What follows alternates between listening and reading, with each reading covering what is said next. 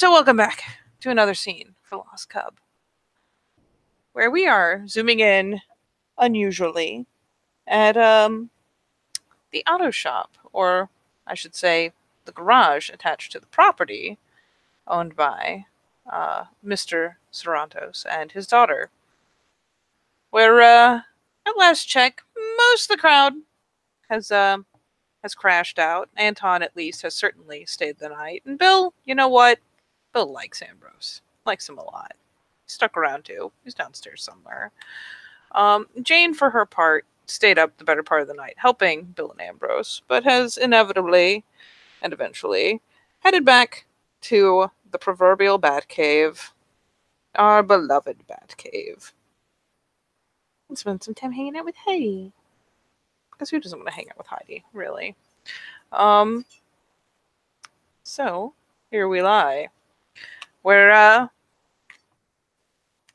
finally Becca is mostly awake. She's stirred a couple times, reacted to Anton being there, especially waking up to find him there, curled up in lupus. Responded very positively, even though he was like all up in her freaking bed. God, personal space. Apparently she doesn't have any when he's fluffy. Something about canines that just not as threatening as people are. But nonetheless, Anton is hanging out with a mostly recovered and at this point mostly awake Becca, who is still probably nestled up. And I mean, depending on how she's woken up this time around, she probably will squirm around so that she's at least facing him. And to be fair, has probably knuckled him around some as well. But all in all, is still kind of contentedly plopped out. And for once, not being really weird about it. She hasn't like booted him off the bed. But hey, the eyes are staying open. That's a bonus. She's kind of staring off into the ether, but bonus. While she was asleep, I am going to do a cheeky rite of cleansing, Katie. Dare. You can spend a willpower on this because this is fucking important.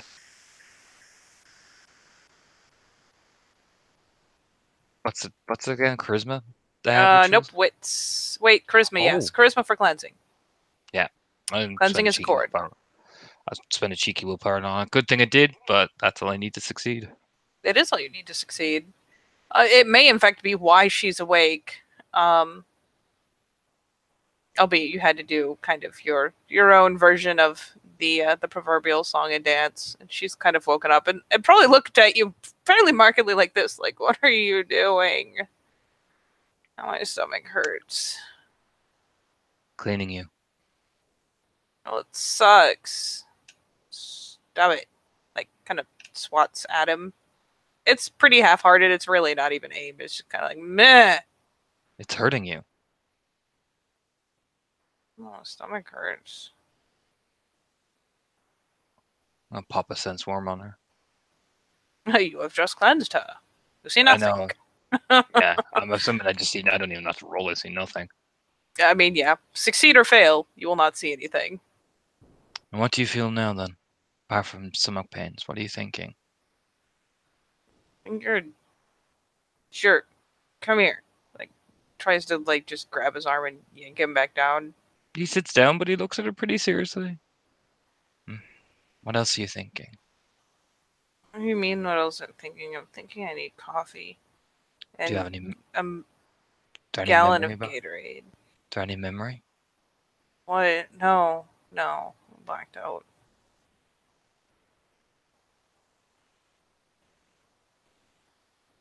Okay.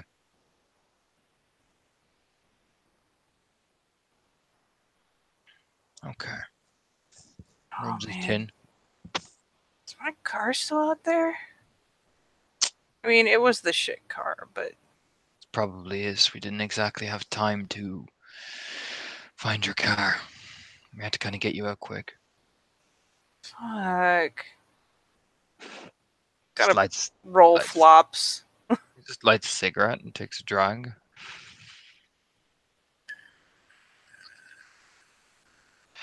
Means we have a window that's gonna get more narrow now.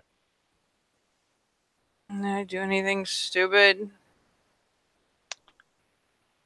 I don't know. You rang me. Me, Bill, and Jane came to get you, and whatever the fuck that thing was, it was obviously one of those vampires that's affiliated with, you know, the crowd we're after. That thing, yeah. So obviously, that's the last thing you remember. Uh, kind of rubs her hair. She's got a little. She's a little sunken eyed. She's a little out of it. Um, just kind of rifles her hair. Try to sell some of the stock we still had. Big club, pretty on point bouncers and shit, but too many people for him to actually keep an eye on what I'm doing. So I figured I could make some money. Offload it, especially with you chasing off and scaring the shit out of the other dealers in the area. Seemed like a good idea. Do you remember a blonde-haired girl? There were a lot of blondes. Kind of like Looking, rolls a look over, like, are you serious right now? looking. You must have started drinking something. They I mean, drugged you. yeah, you gotta have a drink at a club or they look at you funny. Yeah, well, they drugged you. Some heavy shit. Oh, I always keep my drink in my hands. I'm not stupid. I sell drugs. They, Fuck. I imagine, they did something with your tops of their head. Kind of looks at him like, what the fuck, even? Their crowd can fuck with your mind, Awesome. meaning that they know who you are waiting for you, maybe. I mean, of course they know who I am. Which One means of their sellers, remember? well, means that Roanoke is off limits then for you. The eye roll that follows is. It would be monumental, but she can't. She doesn't have the energy for the follow through. Her head's still kind of pounding. They were following us back. Fuck me. They're dead, Oh, well, that's something. which means that whatever it is knows. We've gotten rid of the body in the truck. But if we're going to want to take out that dealer now, we have a very short fucking window. Yeah, they're probably gonna start getting pissy again. Yeah. Yeah, they are. Just rubs her face.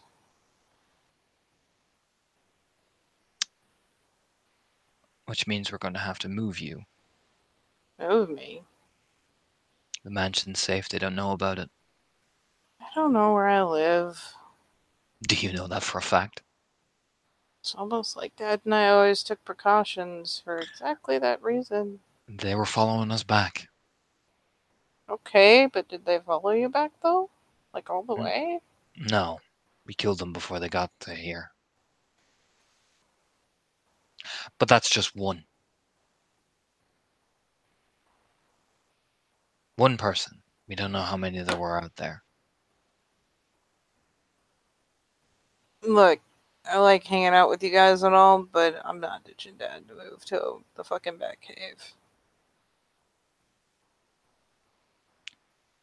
Alright. Besides, we can actually do some legit work here. Unless one of them happens to be in the neighborhood and need their car fixed, we're good. Huh. It hasn't happened yet. Yeah.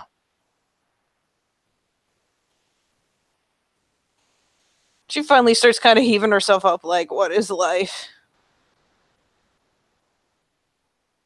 The nose, like, tips up for a second. She's just like, coffee. The socked feet go on the floor. There's the inevitable pause as she sits upright at the edge of the bed and just starts rubbing her face, like, fuck.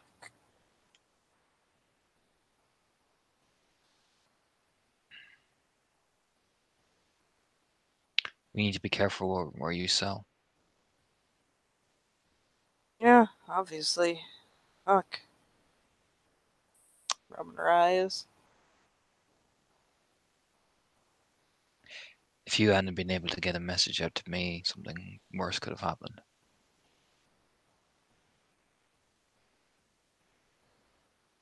Kind of just turns a leery side glance over.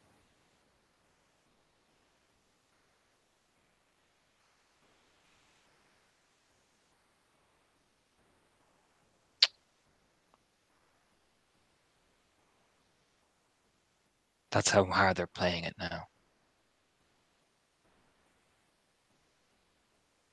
I mean, yeah, they were probably playing it pretty hard from the get go, but we don't exactly just go hang out in the spotlight, so.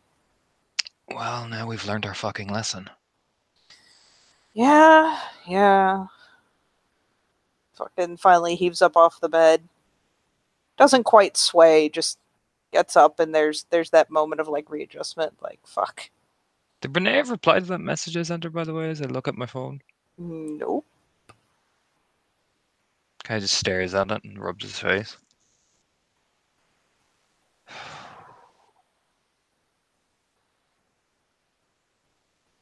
Actually, yes. Say that she just kind of almost, pretty promptly afterwards just kind of said, "No, nicely done."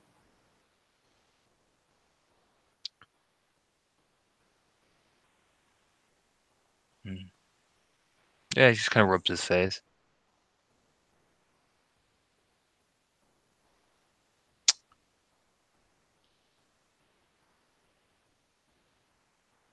We're I gonna have could to just start. We're gonna have to start getting everybody ready. but first coffee. She finally reorients and starts puttering. He doesn't follow her. He just sits there in the bed, staring all. She pauses in the doorway, glances back. You stop drinking coffee? Hmm. Points towards the stairs. Coffee. Yeah, go ahead. You just gonna sit in here? I'll be down in a minute. Finally shrugs. Okay. And thus, Yeah. where depending on like how early Bill has gotten up, I mean, it's not early anymore. Just more for a gauge of how awake he is. She just putters down the stairs. He'll see her coming. He's around. And what He does has his own concerns. how does he? Tomorrow's Thanksgiving.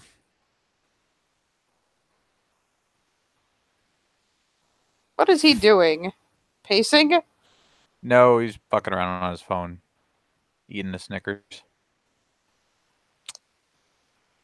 Becca just putters past. She would be a mighty predator hunting the coffee pot, but she's not very mighty right now. She's probably some flavor of hungover. The coffee is already on and there and existent because Bill is here. Bill is here, and so is her dad. Ambrose has probably been out in the garage for a hot minute. Yeah, she just putters and just kind of very slow mo gets coffee, acquires coffee, leans on counter, slowly nurses coffee, trying not to burn her entire mouth and esophagus. You look weak as a newborn kitten. Show you weak as a newborn kitten. Mm-hmm. Grumble, grumble, coffee. Like, just looking over her like, you swear if she had the energy for it, it would definitely be that's right, make my fucking day. Look. At the moment, however, it just looks mildly perturbed. And Bill like stops and he snaps his fingers. He's like, that's it. Right? I got in a car accident. The car was a total loss. I can't go to Thanksgiving. What? Fuck you, Calvin.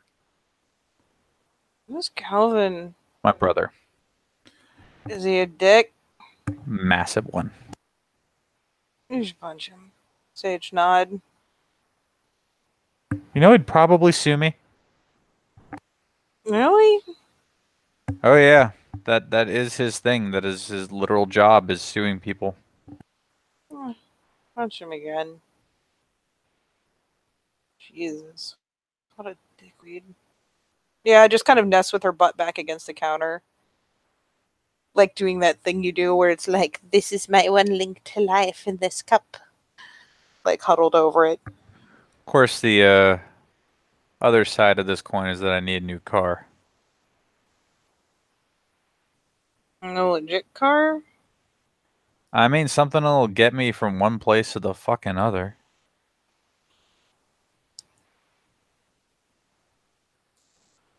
Especially with the stupid amount of driving I do in this group.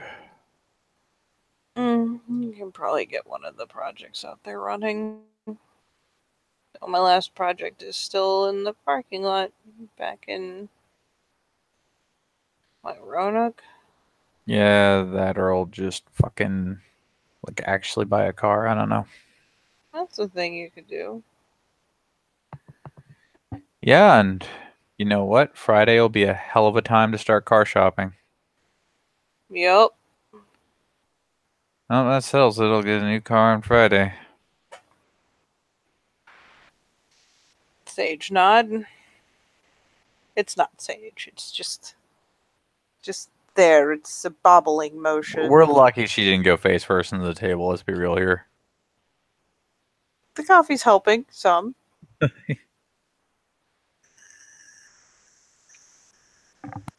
So out of curiosity, what has Anton been doing while they have been puttering and talking? Being quiet, just sitting there smoking, planning, thinking. You probably message Hazel going, so what's your group's interest with Becca's, I can't say Becca's surname, but he'll type out the surname.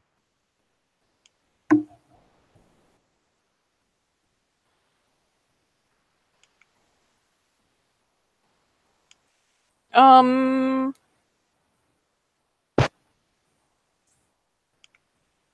Hmm.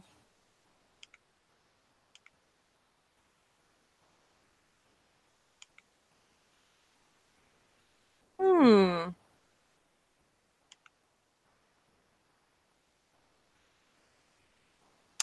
Hazel. Hazel does message back,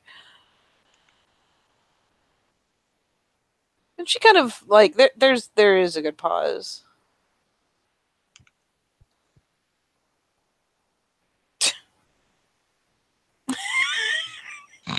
Damn it, Bob, I love you.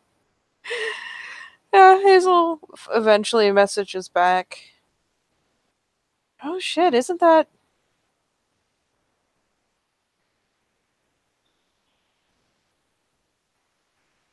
I'm not sure.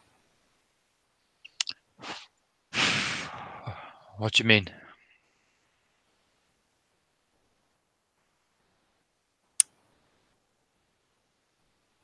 Put her picture up while I'm talking as her because otherwise it's weird. Ugh, back a folder. I never moved her. Pay grade above it.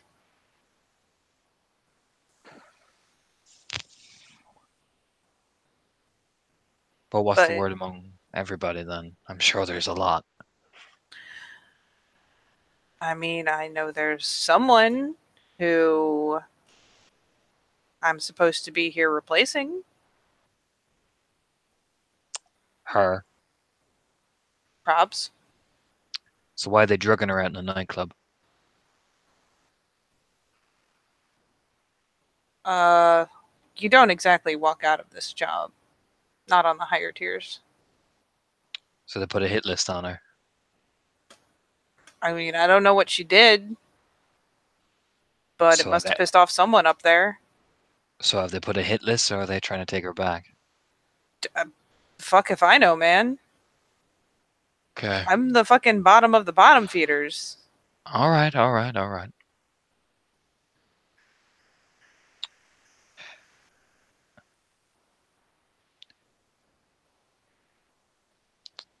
I Okay. can try to find out. Ask around, but don't put yourself at a risk. Keep it very fucking casual.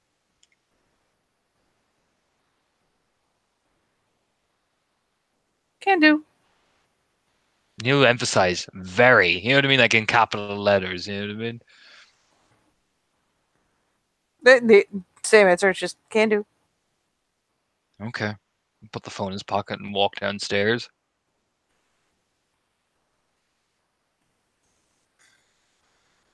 Becca is looking slightly less like a zombie. There's intelligence in those eyes. They put a hit list down on you. I mean, she just kind of shrugs. I told you, if we'd gone back to fucking try to buy again, I'm pretty sure there'd been like 10 guys or some Yeah, shit. well, they were gunning for you. I probably should have thought a little more about that. But it seemed like a good idea at the time. His fist balls slightly. He's like, nope, nope, not gonna say it. Nope, nope, nope. Looks up at the ceiling.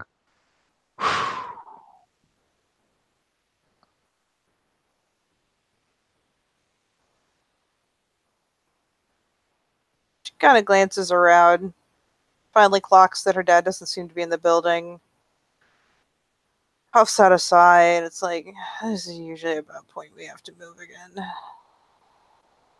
What? And that's how it goes. We're not moving anywhere. Uh,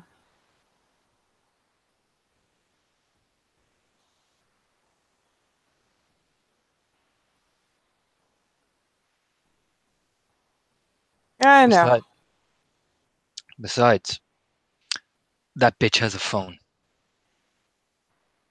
We'll What go take a look bitch? at it. The one I killed. Oh, So we're gonna take a look at her phone. I've got another person asking questions, and we're gonna go kill a lot of those drug dealers when they turn up at that fucking meeting. she just flashes you the thumbs up, like that seems perfectly legit.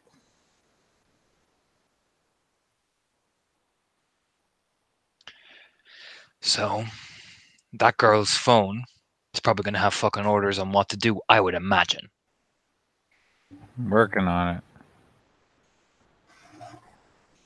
As Bill pulls out this dead woman's phone, which is, I mean, it wasn't clean. I imagine Bill has seen to it that it is no longer sticky Yes. and somehow not water damaged at the same time. Magic, really. Yes.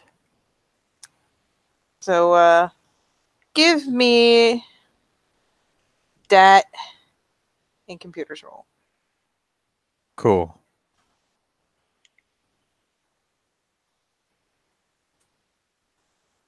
I should probably be in the right place to see it, even. I don't think my specialty counts for this What was your specialty? probability calculation. Actually, it will, Oh, hilariously. that's 3 then. Yeah, that's, I mean, it's essentially trying to figure out her fucking password and get through the goddamn password screen. Oh. Thankfully, it is one of those things where, like, you kind of tabulate, like, the most frequent kind of patterns people use. It's one of the ones where there's 9 dots and you've got to, like, connect certain dots in a certain order. Oh yeah. No, he's yeah. So yeah, you have a try or two, and like on the second try, you know, one of those basic ass fucking things that everyone does because it's easy to remember. And yeah, you managed to click it open. Can't believe she just went in a circle on the outside. She didn't strike me as the most intelligent anyway. That was dumb. That was dumb, dead girl. Well, I now have a dead person's phone on. We're both pretty damn lucky that we had the same kind of charger.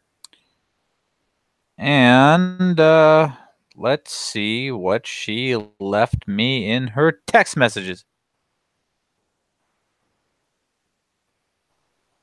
Um. Hmm.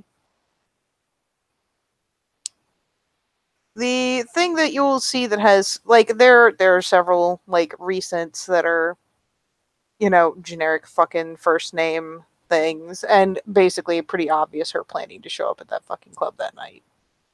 Okay. Like getting her crowd together. She also texts her mom regularly, apparently. Um, she apparently has a mother. If you want to be a complete fucking nut job about this, Cool. Yeah, I mean, that one's also like pretty fucking recent and with a bit of a scroll up, pretty frequent, and it's her like planning to come meet her and asking if she needs her to bring anything and blah blah blah blah blah. It looks pretty yeah. fucking normal. I mean, like, seems like it was like just her mom. If we were gonna get any mileage out of that, it would have been when she was alive. Is there any messages saying that she should follow us? Bill looks. They're not. No. Check call history. All right. Bill looks through that. Wouldn't you fucking know? Um, the last call was to mom at stupid o'clock in the morning. It's Well, this funny. is fucking weird. Funny, right? Yeah, this is creepy as shit. We walk over. I remember them saying from my contact that she treats them as if she feeds them. Whatever the fuck that means. Ugh. It's like a drug. That's disconcerting. They're like addicted essentially. Well, um, in which case, I'm guessing Mother Dearest here is well, Yeah. When was the most recent message from mom? most recent text or most recent call. Most recent text first, then call. The text predates us ever having met her. That was from like It's from a day or two ago. from a couple days back. The call, however, was about 45 minutes before we killed her. Which means we have time. Because guess what sleeps during the day? Bleh. Precisely. Becca, So, leaning against the counter, proceeds to go boo blah. I am so Count Vampire. Sips coffee. plant a false trail. Because she sent her in these parts looking for us. Yes. We've killed her and disposed of her truck. They're gonna come looking. We need to buy ourselves time. Okay. You've got more of an idea what you're doing than me. I'm just the guy who makes the computers work good. Well, takes the phone and starts to scroll through the messages to see what her texting patterns like, what she like, mannerisms, specific mannerisms that she uses in her text speech, everything. Just the conversation with mom, I assume? Yeah, I'm just a conversation with mom because I imagine it's very particular the way they talk. Super polite, super deferential, kind of like a needy kid almost. Mm-hmm. It's like if you want to kind of imagine, it's very Mama's Girl. Like that is basically how it reads out. You lean back. So if you're a mama's girl like this girl is, hmm, would you message her straight away? I mean, yeah. The fact that there was such a gap between her being sent on this errand and like when the message is going to come back now is going to be suspicious in and of itself, but there's nothing we can do about that. Oh, I got just the thing for that. But yeah, no, it would be like pretty much the goddamn second the job was done. Does this girl, Katie, as I'm looking through the messages, strike me as very ditzy? Like she makes mistakes as she's messaging, like she's made a couple of errors before, that sort of thing. It's things like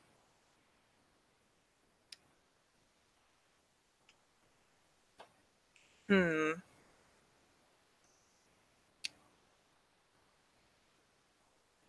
Like she's obviously not perfect, but there's nothing like egregious. there's like some pretty sincere apologies for like at one point, like I don't know, forgetting an item on the shopping list, or being like, look, I'm sorry they didn't have it. I checked like 3 stores and Boom. He will send a message saying that I have been trying to find these people in the woods like you asked, and I have been traipsing around all night and I forgot my charger and it's really wet and my car was this and I was panicking and I didn't want to let you down and I went back and I tried to get it but all the stores were closed so I went back out in the woods and I've only got a charger now. Sad face. I'll give you that. Actually, no, a sad face is pretty legit. Yeah, you send. Looks at Bill. I think that's pretty legit. Congratulations. You are now officially puppeteering a dead person. Well, technically, we're about to be puppeteering too. And Wait, what? from behind him is woo. There's we have a dead drug dealer that we're gonna have to arrange a meeting for too. So technically, we're puppeteering 2 dead people. Technically. Oh. My comfort with this is disturbing. I mean, the dead drug dealer is easy. We just gotta make sure, like, hey, yo, my supplies, yo, I need you to meet me. You know, they might get a bit suspicious why I haven't called, but it's like, yo, feds, man. You know, Or some shit. pretty much. That one's the easier one because there was a lot of cops around. So keep that in the pocket. Pats his jacket.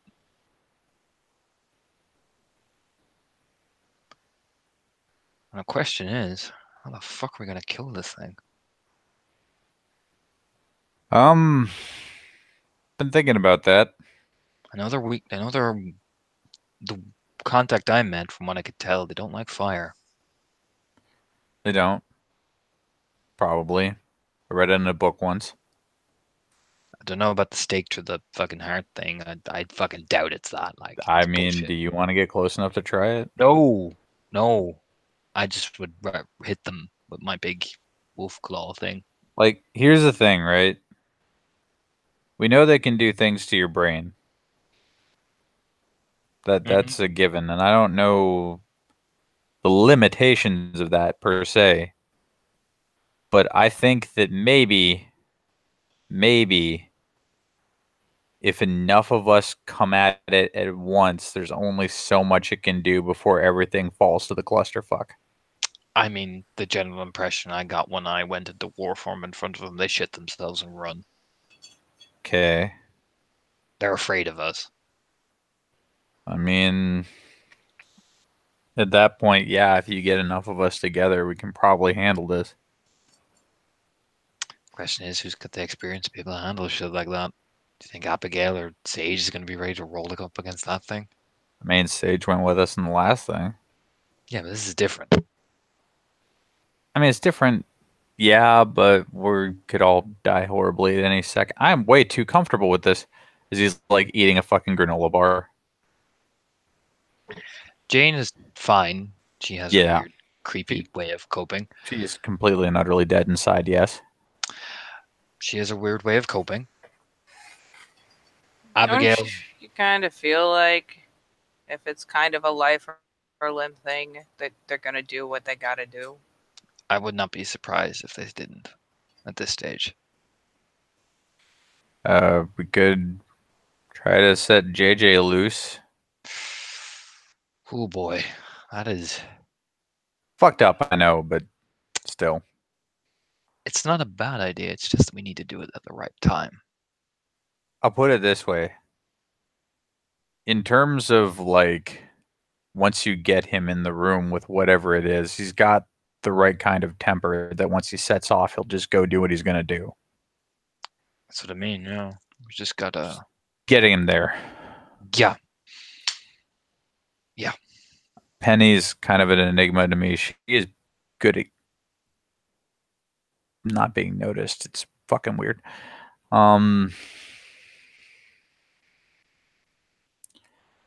Yeah, I guess it kind of comes down to you, me, and Sage. Like, I know you have your misgivings about Sage, but the dude, like I said, he went in with us before, and those things were gross as shit.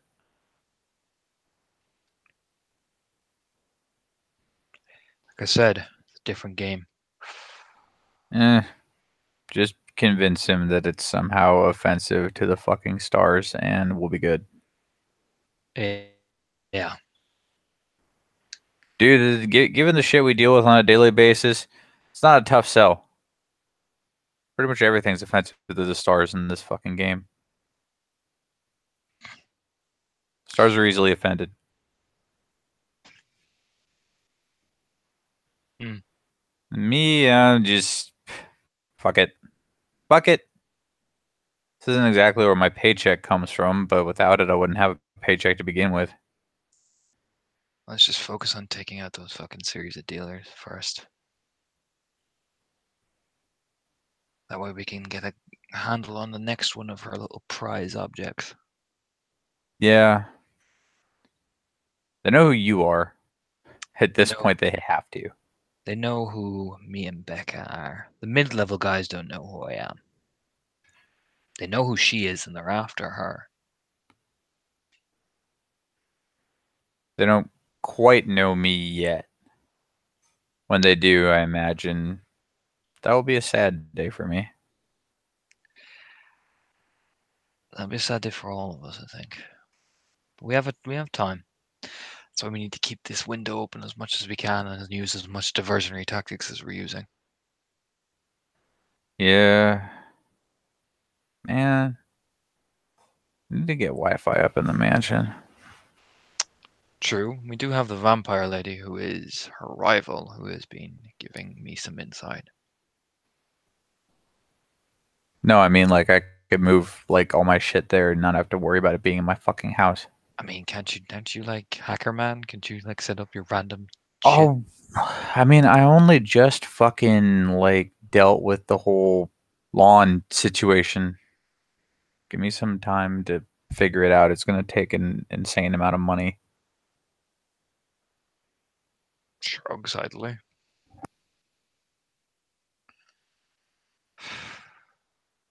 Like, you gotta understand that what that all requires in terms of just like what it needs to go is more than that generator can handle. That generator will die trying to handle my shit. Well, I did give it an upgrade, so maybe if we can get another generator, give it the same upgrade, that we have two of them. It might work. I'd have to take a closer look at it. Put it beside the second generator, transfer it to the Umbra, do a little finky dink with the spiders. Oh, that's what you fucking did. Yeah. Okay. Thought you like no shit just upgraded the generator. No, Should have no, known better. I gave it like the spirit shit, Okay. which Um apparently they fucking load.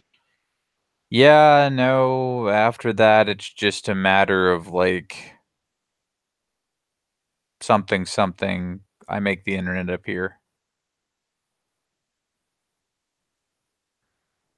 You got this, hacker man. It's hard. Technology's hard, especially when you're trying to make it spring out in the middle of a fucking forest. All right. I'm gonna take Jane soon, and we're gonna go have a talk with something that might be a bit weird. So look over at Becca. Hmm?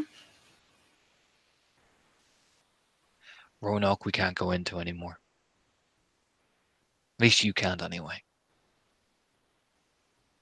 It's an annoyed kind of look. Don't give me that look.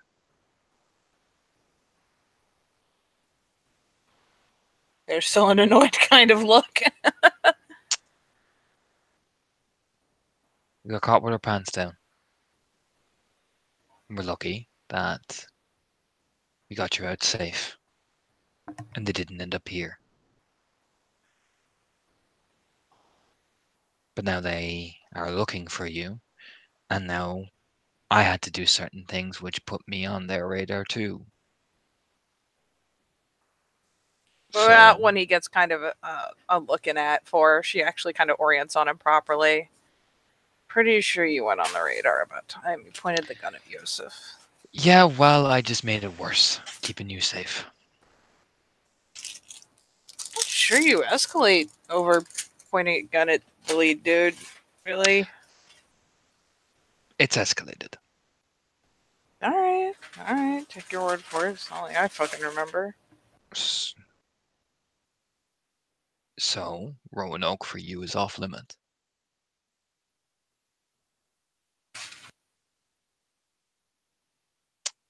Natural Bridge is cool, but Roanoke is too much of a risk.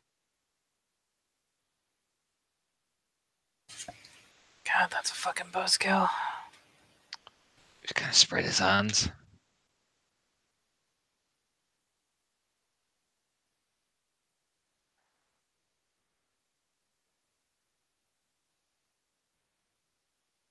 Sorry, I've been waiting for the background noise to stop.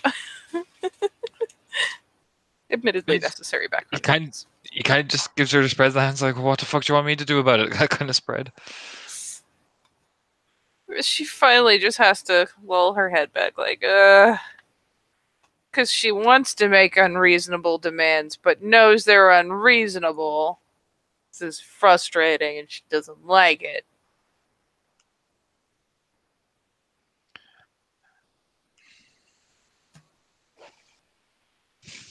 And it's still a fucking buzzkill. I'm just saying. Yeah, well, we're just gonna have to live with it.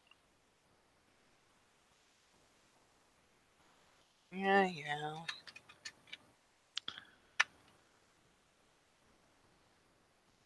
It's the kind of grumble acceptance. We'll go talk with Jane next couple of days.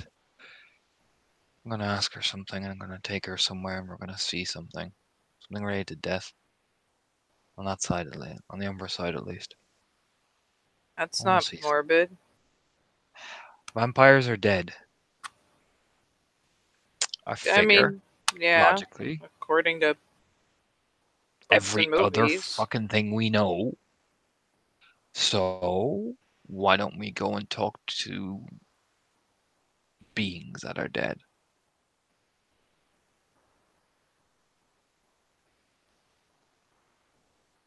Might offer some insight. Yeah, might do. And Jane looks like the fucking living dead, so I figure, hey, it's your cousin. Harsh. When she's over there, yeah, she does. It's pretty fucking eerie. I mean, I'll take your fucking word for it. I think it's freaky that you just disappear willy nilly. So, might be a good idea to start there. It kind of rubs his face, then I gotta keep Heidi say, fuck.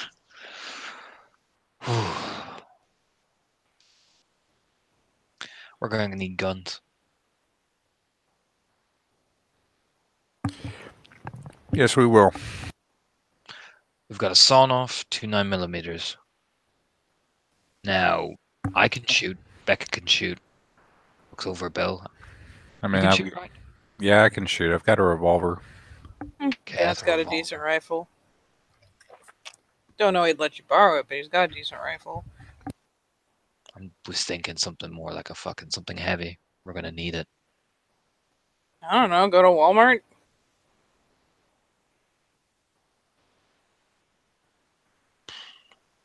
I mean, unless you're talking big.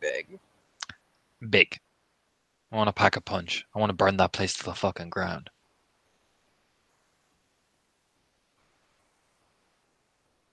I mean,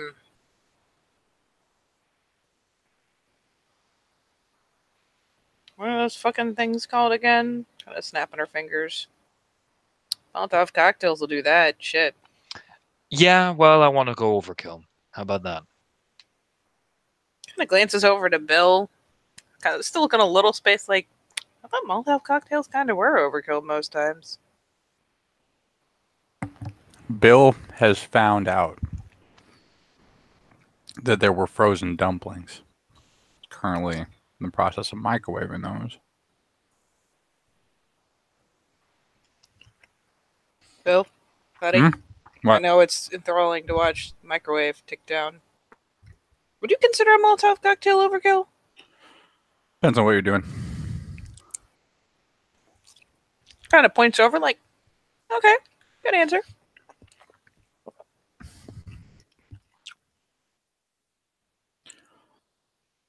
Besides, we're gonna need the Molotovs for the vampire.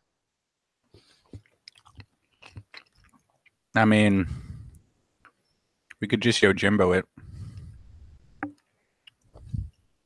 Hmm. You set the place on fire, and then you just murder whoever makes it out. True. Have to be careful though. We don't want to cause a wildfire. Yeah, that would suck. Which gives me an idea that we could probably use our good old pally Sage for. Hasn't it been raining almost consistently for like the past week? It's fucking ridiculous. She grumbles into her coffee. We could talk to Sage anyway. After all, good with that spirit shit. Maybe even talk to fire itself. Have it only burn in a controlled area, so for everyone else it just burns, but it doesn't affect the actual forest.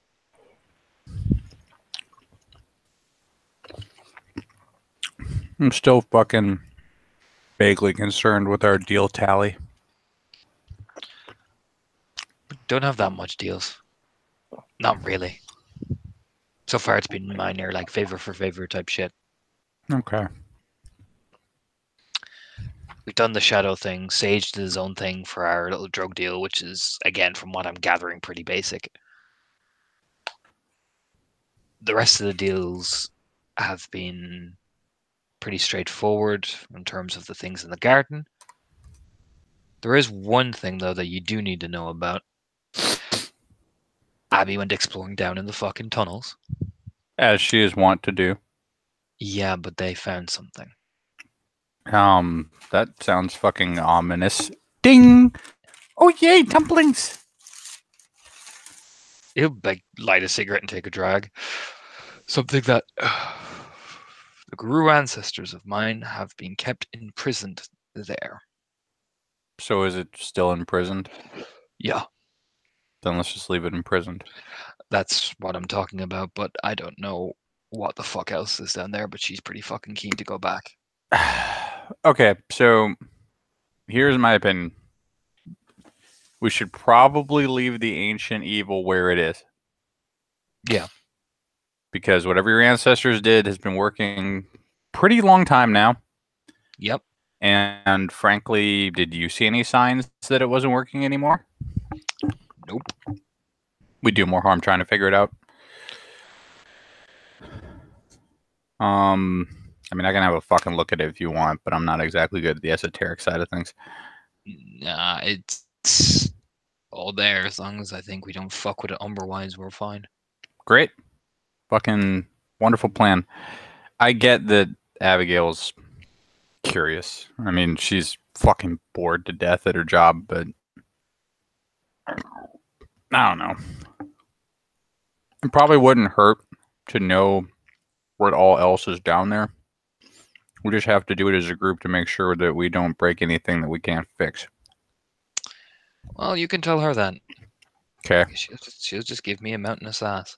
She will, but she's a big girl and she'll fucking pull up her big girl pants and get the fuck over it.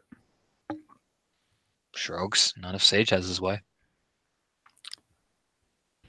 She will pull up her big girl. I'm going to start actually trusting her with entire parts of the job. Be too busy. She's not dumb. She's just a little spacey. Shrugs.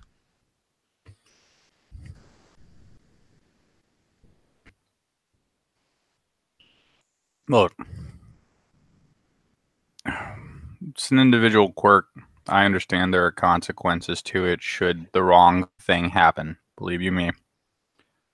But in terms of pressing concerns, this is one problem that is not currently acting on its own accord to come out of the woodwork and kill us.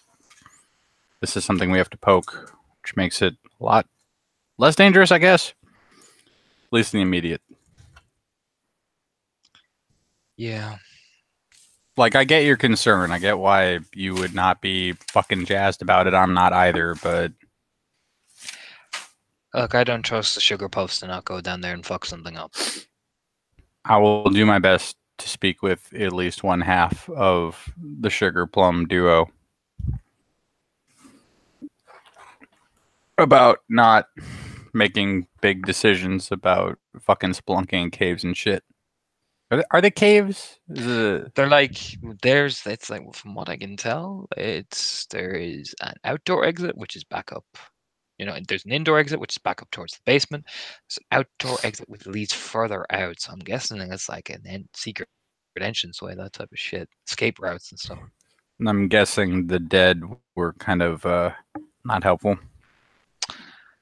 Basically, it's kind of that, and they've been keeping whatever the fuck that thing is in the deep underground. All right, so as long as we don't make it all the way to the Mines of Moria, we should be okay. Yeah, pretty much. Okay. The ruins are there, basically. The thing that they kept, it's firmly stay away type shit, so as long as we don't fuck with it. All right, so in that case, yeah, I'll talk to Abigail next time I see her. I gave her the holidays off, but that means that she will be expected back on work come Monday. And that will be the time I speak to her about it.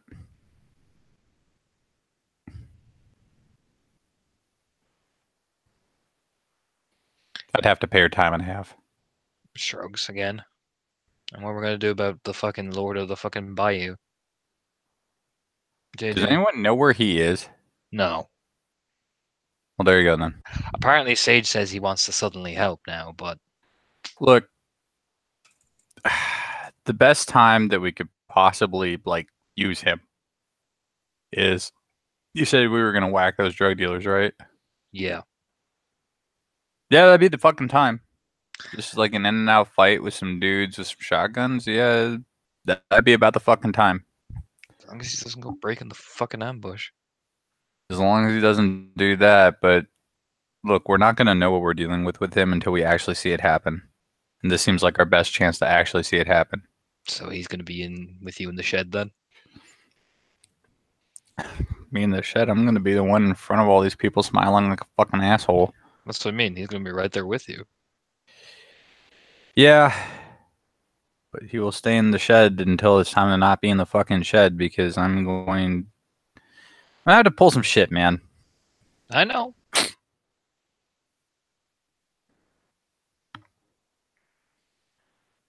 But yeah. Fuck. Yeah. Yeah, he'll have to fucking be there. I don't want to fucking save figuring out what he's about until fucking vampire time. Smirk.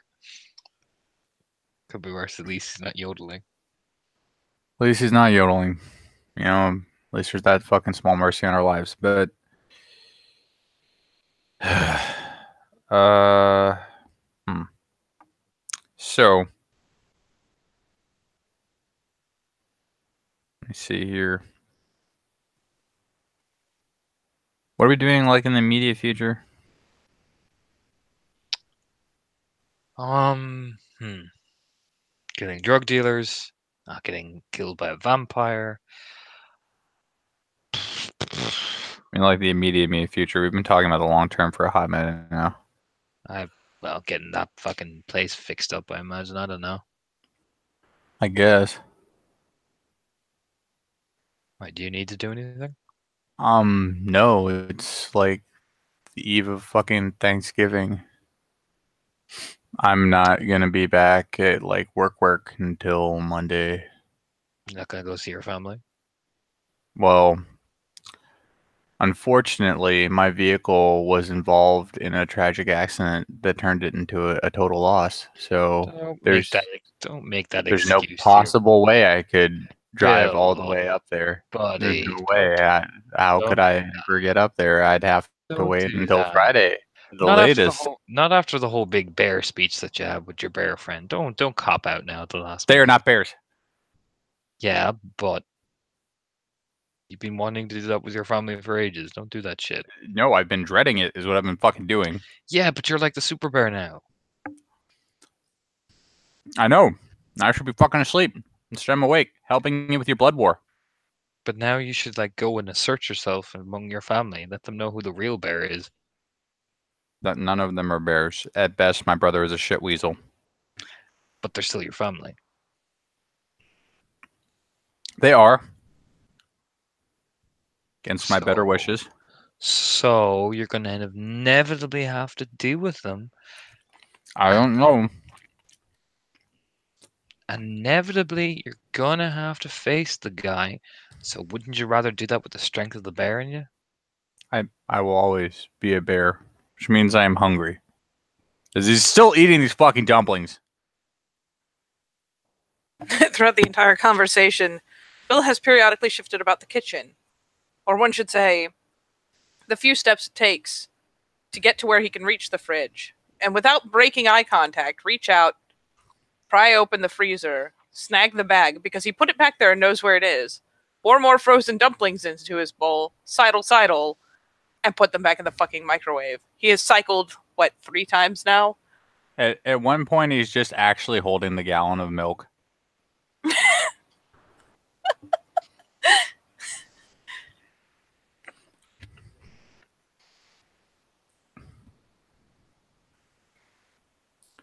Look, all I'm saying is really fucking hard to get all the way up there, which is like a 2 to 3 hour drive, by the way, if not more, without a car, which I don't have. You want me to drive you, Bill? Big man? Do you want me to drop you off to your I do family? not want to fucking Come introduce your on. scary ass to my family. Bill, I think in the spirit of Thanksgiving, Bill stands up. The Why must you brotherhood, do this to me? the brotherhood that we share, Bill. Okay. Fuck it. I'm about to expose you to my family, and hopefully nobody gets blood war murdered while we're away. Come on, Becca. What? You're coming with. Why don't we fucking bring Ambrose while we're at it? Fuck it. Smirks. I mean, I'm only dropping you there. I'm not fucking staying. I got my own fucking Thanksgiving dinner to go to. Oh. I'll drop Eyebrow you. pops. What? Do you think I'm honestly not gonna fucking go to fucking Thanksgiving with my mom? All right. Honestly, I have an idea where I win and my family's miserable. Becca, what? would you and your father like to eat all of their food? I mean, well, yeah. Okay. What am This I is- posing as? Like, side a glance? Oh, we're just friends. Puts his arm around Becca. Is that supposed to make it worse? I feel like it's supposed to make it worse. I'm Bill's boss. You're my girlfriend, and you and him are just friends. Smirks. What? No, I work for myself. I have No, to no. rub it in Calvin's She kind dead of little glanced eyes. over at Anton. I thought you weren't staying. Finally, like, pulls a quirky little grin. Nah, fuck it. Grin back. This is too good not to mess up. All right, come on, Bill. I have to rub my self-employment in Calvin's dead little eyes. But You you're realize working your for mom's it. gonna fucking kill you, right? Oh yeah, your mom is gonna fucking flat murder you and me. She'll hunt us all down. I'll just tell her the work called and I have to be really, really fucking busy. She will drive up in front of my house and fucking, like, I don't even know where she's going to get that machine gun, but it'll be like a Lethal Weapon movie.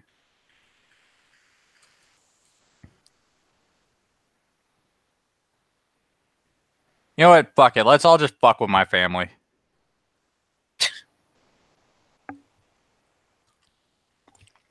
How long are we gonna go? Like, I'll put it this way. My family lives in fucking Alexandria. fuck me. I mean, you don't have to come, Becca. Oh no, that's not even it. Just like what there's your mom, and when was the last time you called Suzanne, anyways, or Heidi? They both think you're dead right now. They don't think I'm fucking dead. Okay, good. No, because if Suzanne thought you were dead, she'd be texting me. I mean, Look, so much. Here's the deal. Here's why this is available to us. My family is made up of fucking dicks, okay? Today is technically the day before Thanksgiving. However, Calvin, this was his bright fucking idea, thinks that somehow having Thanksgiving the day before Thanksgiving, which he talked my fucking parents around to, was better for travel time or some shit. Which is fucking dumb, by the way. It's stupid.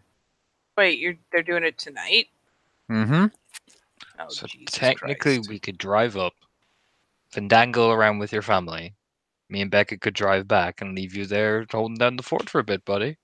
I will buy the first fucking bus ticket back to Roanoke, but Why are you so determined to ditch him there? Because he needs to spend time with his family, buddy. my Gives Bill the squeeze. my point is, none of you have to like miss Thanksgiving with whatever Anton's mom's name is. Look over his shoulder, Becca. Do you want to come to that? Which, I'm kind of getting lost now. There's a lot of Thanksgiving going on. We're definitely bringing you to Bill's Thanksgiving. Do you want to come to mine as well? Yeah, fuck it. Why not? 2 Thanksgivings. I will be so fucking fat. Your I mom won't even be mad. Your mom seems nice, so fuck, bring like Heidi and Susie to that one. Oh Not yeah, if the you don't bring fucking- Suzanne to that one, she will literally punch you and then me. I'm bringing Susie. You fucking mad? If I don't bring Susie, everyone's gonna lose the fucking There are plot. so many women in your life, Anton. All right, let's all go ruin my family's Thanksgiving. He puts his arm around Becca. Yeah. Whose car are we taking?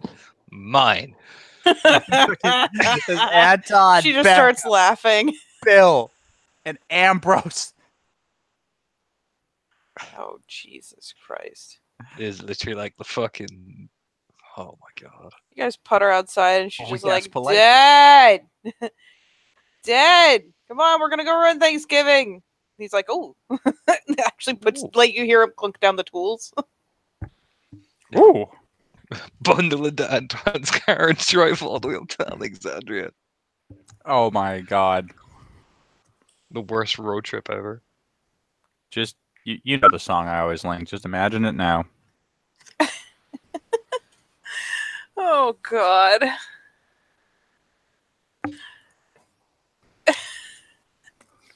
Drive all the way up, and Anton's like, all right, everybody, this is the battle plan. I am Bill's ingenious entrepreneurial boss. My name is Anton. Hello.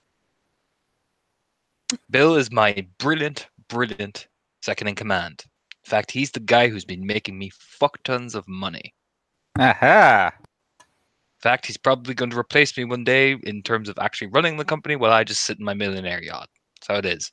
You realize you look like a punk ass kid, right? She like reaches over and rifles Anton's hair. I am millionaires dress as punk ass kids, Becca. I'll have you know, they dress like shit. Yeah, have you ever seen the guy who runs the UFC? I've never seen him outside of sweatpants. Yeah, like I can totally pull it off. You, Becca, are my girlfriend who is just totally in it for all the money, and Ambrose, my dear buddy, you thinks in the back of his head, fuck. Here you go. So Here's the God give me strength. You I mean, are our PR manager. whoa. I mean, it's not that far a cry to just imagine that your girlfriend's father might want to be around you. I was going to give Ambrose a cool job, but fine. Fuck I it. mean, maybe you gave him the PR manager job because. There you see. There you go. Yeah. See, that is why you're second in command, Bill. You want to know what look you're getting right now? It's this one.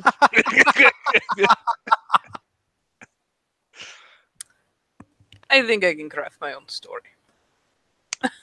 I'm What if so you don't ready for run? this to happen. If we don't have our license, sync this won't work. Oh, fuck it. Just keeps driving. No. The fact that this is going to be a multi-directional disaster is part of the fun. Keeps driving. All right. Man, I should have So- put on more of my money if I knew I was going to be a gold digger. You stops. You look convincing. There's the slow head turn. And the What? rock hard shoulder punch. You Dunk!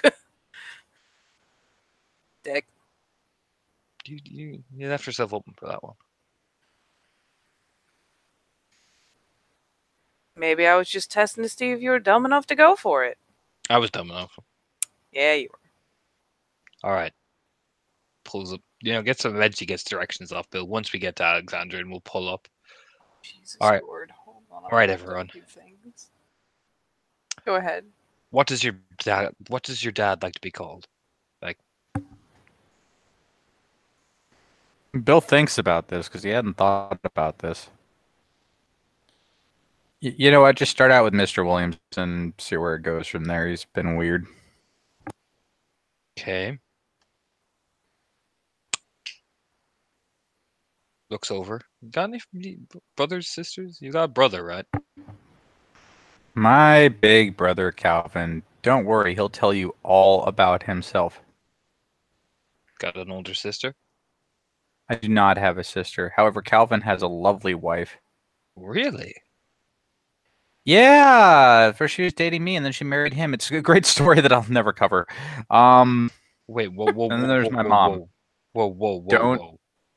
mess with my mom. She's actually I'm a good not gonna person. mess with your mom. Jesus. Rewind back. She dated you and then married him. Yes, that is what happened. I see. Gives me an idea. That 100% is what happened.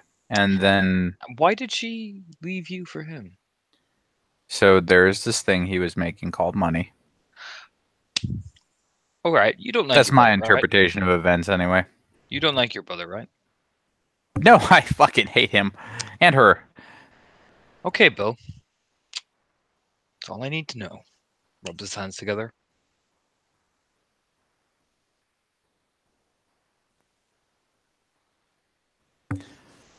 Man, you're making me look shit up. Poor like Becca and Ambrose are learning way more about Bill than they fucking bargained for. Yeah, there. But seriously though, my mom's a nice person. She just ended up marrying my dad for some weird fucking reason. But what's wrong with your dad? He's an asshole. And Anton doesn't say anything. It's like, yeah, dad's right. Am I right? We're bonding over issues. um, all right. Steps out of the car, holds the door open for Becca. It's like, Dear Lord. Yeah, she will, hold on, let me make sure I'm on the right. Okay, I'm on the right one. Alright. Family! Yay! he just loop his arm very casually around Becca and swagger up to the door. Probably like aligns Bill on his right side, Ambrose on his left. Goes knock. Why in the world are you front and center when he's the one who fucking Because related to I'm the these people? boss. I am the boss. You're pretty sure that's how familial relations work? I can hear him Yeah. coming. This is gonna be great. Oh, Jesus. Hold on, I'm still looking up your douchebag family. Give me a minute. The argument happens outside the door. Look, Becca, I am the boss. That's the whole point. Like I am to introduce Bill because I'm the boss one, and I have to introduce him like he's me. Play along with the fucking thing, Becca. Jeez. The head shaking is intense right now. I mean, this is easy. Like Bill's on board. Well, look, Bill's all smiley. Bill really looks like he's just ready. He's braced. Oh, dear Lord. Alright, let me. Fuck. Trying to juggle your family around so I can see and read all their shit real fast because I haven't touched base on these in a hot minute.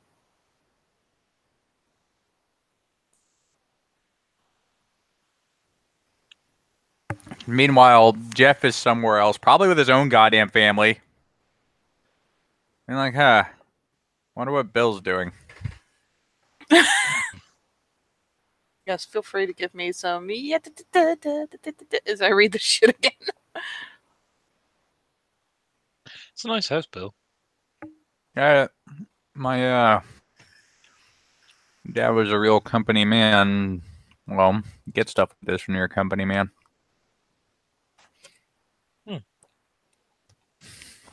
I mean, I was a company man, so I had a house.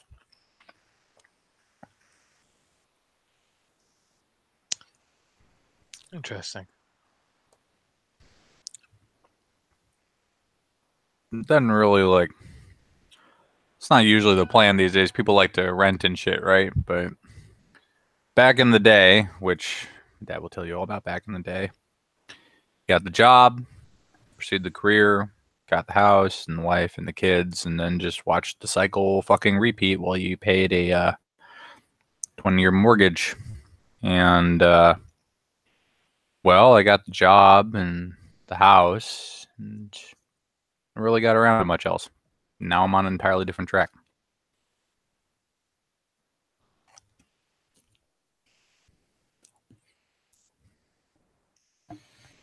All right. Dear Lord, that's right. I remember this travesty. It is what? Midday-ish, so...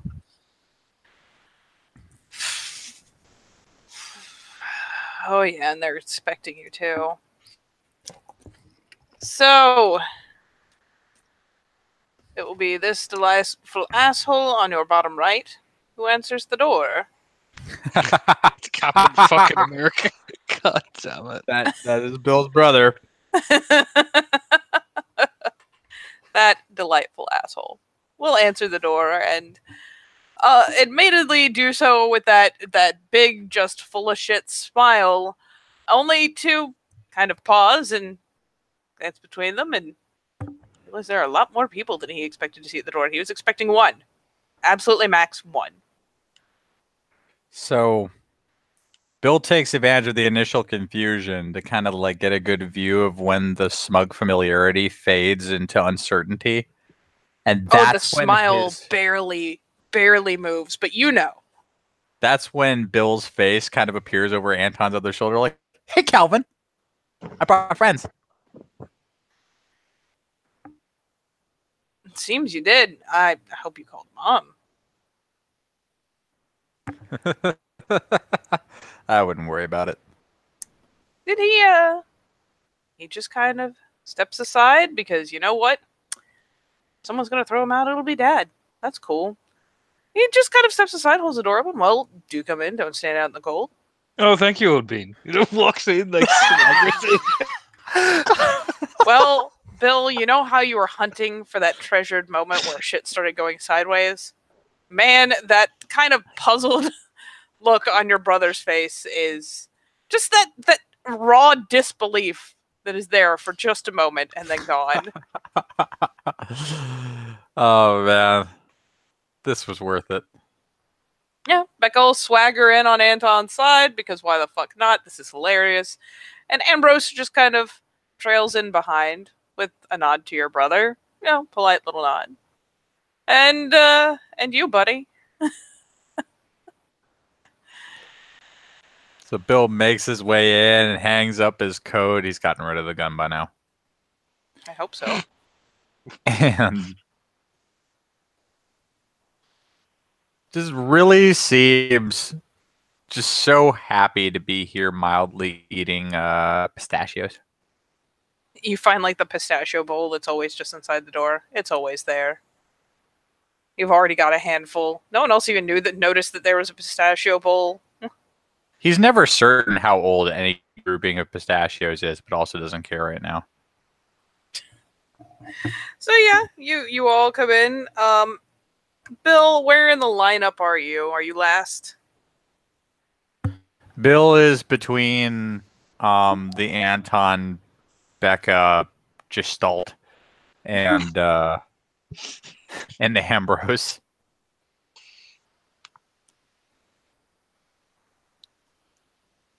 And from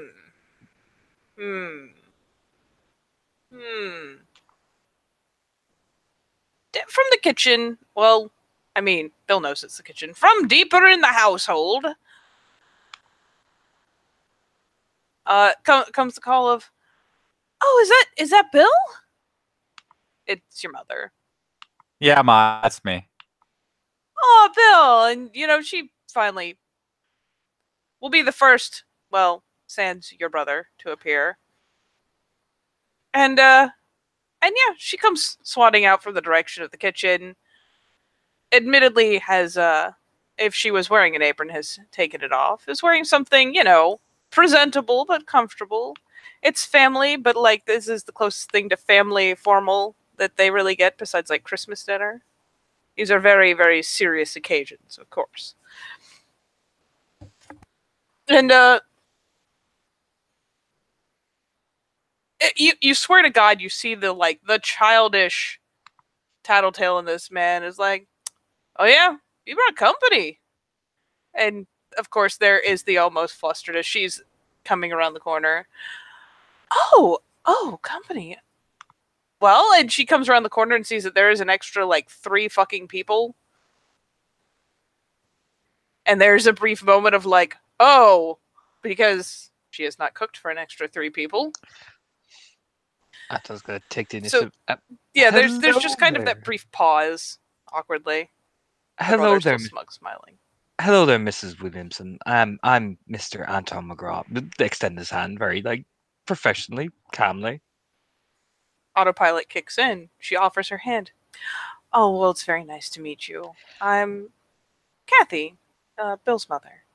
It's a finally pleasure to meet you. Bill has around the office has told me many wonderful things about you, and you're in wonderful cooking. Oh, a friend from the office. Well, more Bill oversees my taxes. He makes sure everything runs nice and smoothly. In fact, I would be lost without Bill, really, wouldn't I, old boy? Puts his arm around Bill. I have no idea how the place ran before I got there. I would hired some guy named Steve. Wasn't very good. Things used to go missing all the time. And yeah, Mom is visibly like starting to put puzzle pieces together, but she gives him she does give Anton a pretty like amiable, a good solid but warm shake of the hand. And will do the same for the others as Becca, takes the hand and just introduces herself as Becca. Because it's funnier that way, especially if Anton's still got an arm around her. And Ambrose too will take the hand and, at least has the decency to be polite about it. And shows some due proper respect to the lady of the household. And introduces, introduction goes back and forth, full name. And simply I was invited to come along and have dinner with my daughter.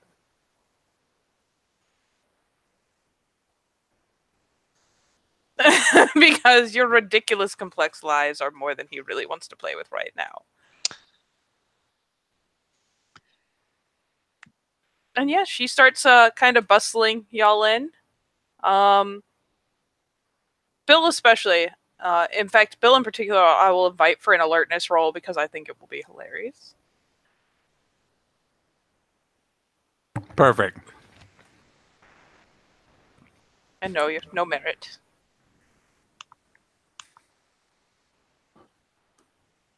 Still 2.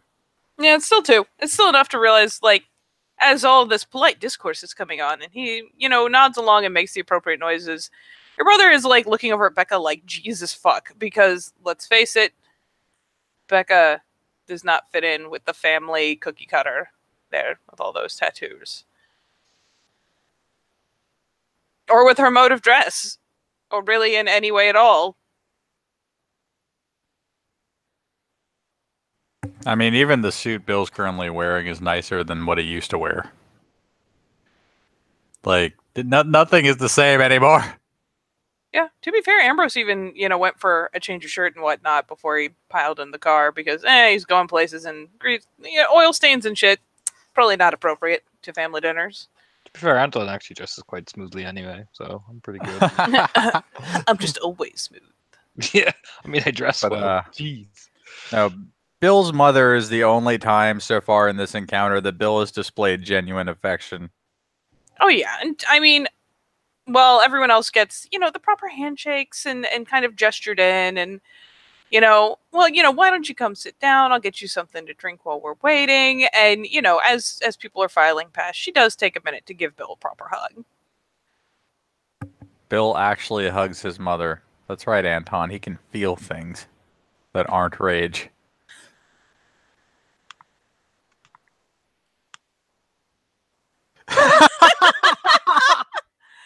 Oh, that's right. I need to check a thing. Yeah. Ooh. Ooh. Ooh. Hold on. I need to roll a thing again. Things just got fucking interesting.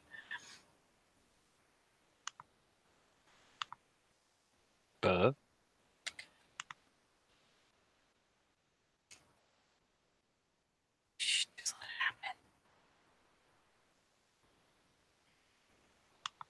One.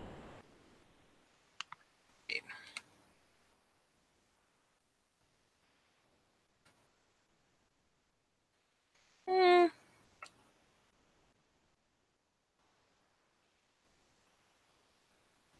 You know what? Put that one on the list.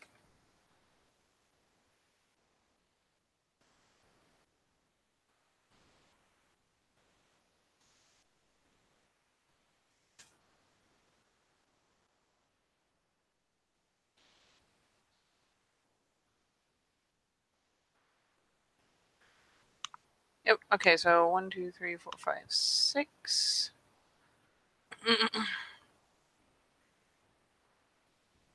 It's just got hilarious. I love Chance Die.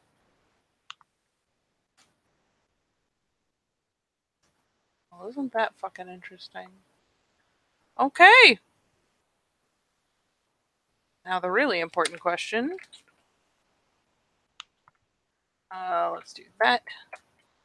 I don't know what's going on. Oh! Oh goodness. Okay. I don't know what we're dealing with. Okay. I don't know what's happening. Oh, I don't know who I am. You don't need to know who you are right now. You only need to know who I am. And one of the people in this collage just got so much more interesting. Okay. Sorry. So, everyone is welcomed in to this beautiful home, which is nice. It's a little on the big side. I mean, two bouncing baby boys were brought up here, but it's not expansive. But it is obnoxiously clean and has obviously been refurbished at one point. And, you know, maybe the floors have been redone and refinished. So it's just one of those, you know, this is a kind of inside of a magazine household at this point, because the only people who actually live here are two grown-ass adults. And it's, yes, many fine leather-bound books. Smells like paper and whiskey and rich mahogany. Mahogany. Yes. It's a very nice home. It's not like absurd, but it is definitely a very nice home. Man, I wasn't ready. She just got hilarious. I'm sorry. So yeah, y'all are brought into the living room and, you know, all sat around. The other two people on your left will already be in there and seated. Pops there is in his big leather-bound armchair, as he should be, his recliner. That is his chair. Nobody else's chair. It is his chair. And obviously, like, has his fingers curled around, like, probably a nice little glass of, we'll have scotch. We'll be obnoxious and have it be scotch. And the other girl is sat nearby, and the two were obviously kind of chattering, and she is holding, I mean, I suppose it would still go in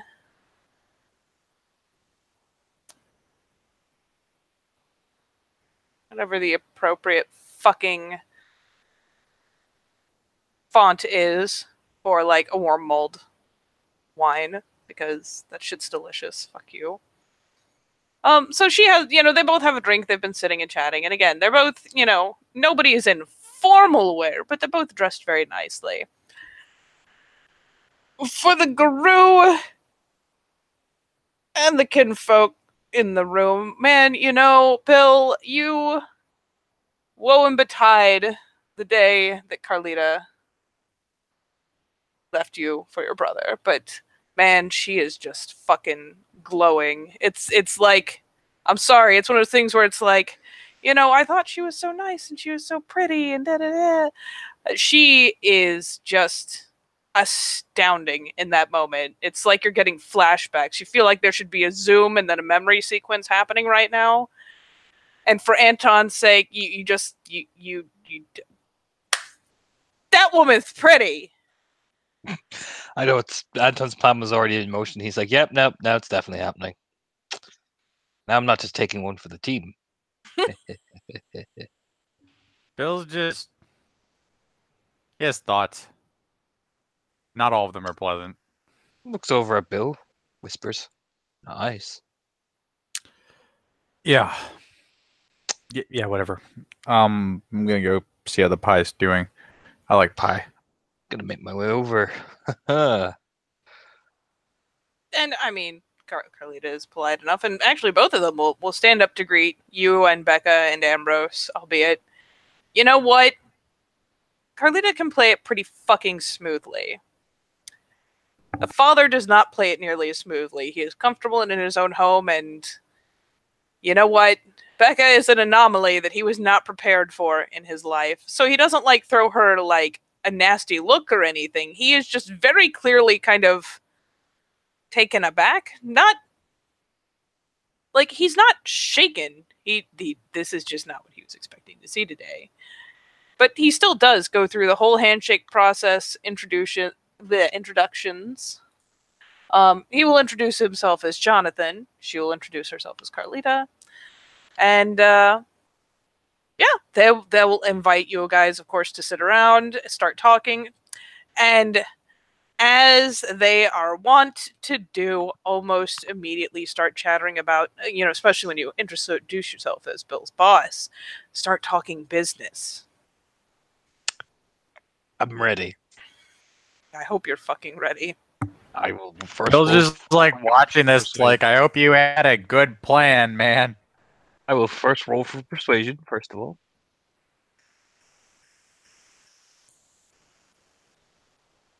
Let's get Has that. it been Move it 20 off. minutes? They're already throwing gifts around.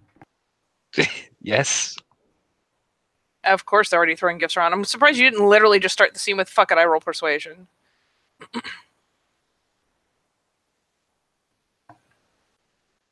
Discord, stop misbehaving. No, I didn't want to do that. Why are you doing this to me?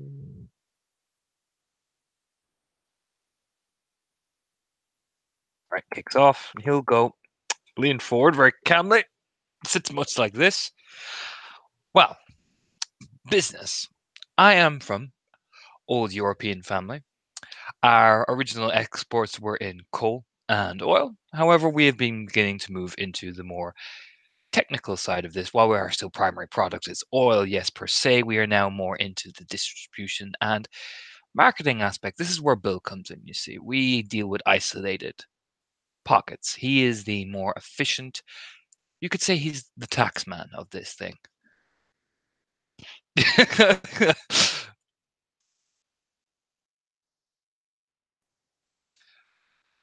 I imagine charm is going to play into this.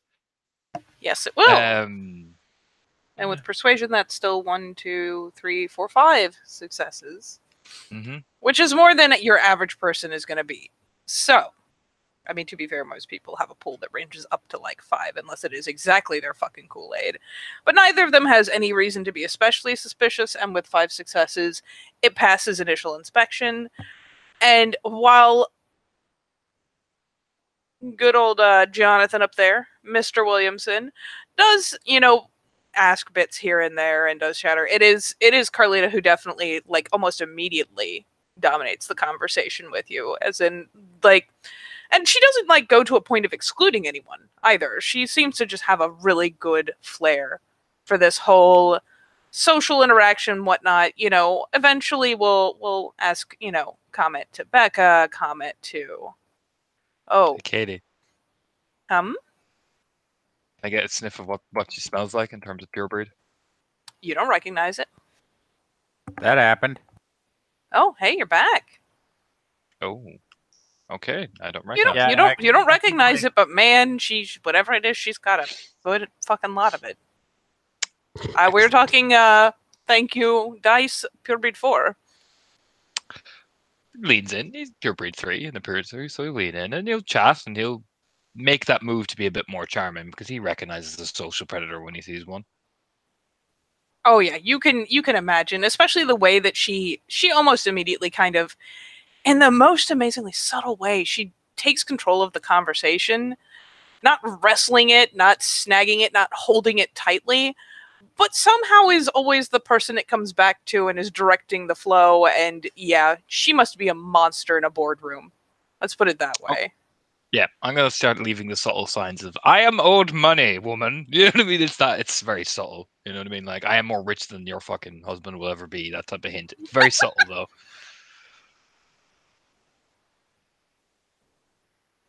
All right, you're dropping hints just for a moment, Bill.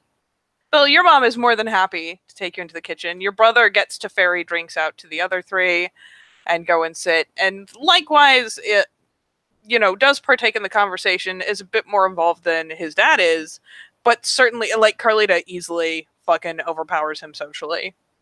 Oh my god. She is. Yeah, she's a social monster. But Bill, you get to walk into the kitchen with your mom, and you get to see the not public face where she's like, "Oh my god, you brought like 3 extra people you could have called." Like that little mom hushed voice of like, "Oh, how could you do this to me?" It was like I was trying to explain to you guys over the phone. I had a lot going on with my vehicle and whatnot. Oh yeah, what happened? Are you okay? I mean, I am fine, but the vehicle's a total loss. Are you sure? She does the whole like reach up, smooths your hair a little bit, like tucks like that ever so slightly long strand like back behind the ear a bit, and like just fusses for a second. Meanwhile, Bill like just pushing the flow in different directions. It's like the insurance adjuster just kind of looked me dead in the eyes and told me it wasn't worth it. I'm probably actually gonna swing out on Friday to one of the dealerships down in Roanoke and see what I can get. Lucky for me, the old car was paid off, so. Yeah, you have had it a while, so well, at least there's that. And Yeah. you're gonna be okay to budget it. I know there was a bit there where you're having a bit of a time. I have been making an obscene amount of money. Oh, good. I didn't want to like brag about it or anything, but ever since that thing at the paper company, my station in life has just kept rising. Oh, good. I know that place was. Ugh. She's just kind of ugh. Lost somewhere in the 1970s, yes. Yeah.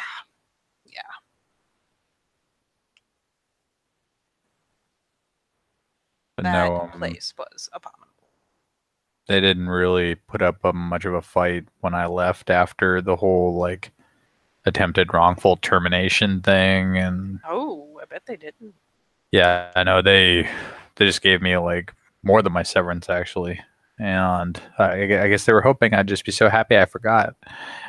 After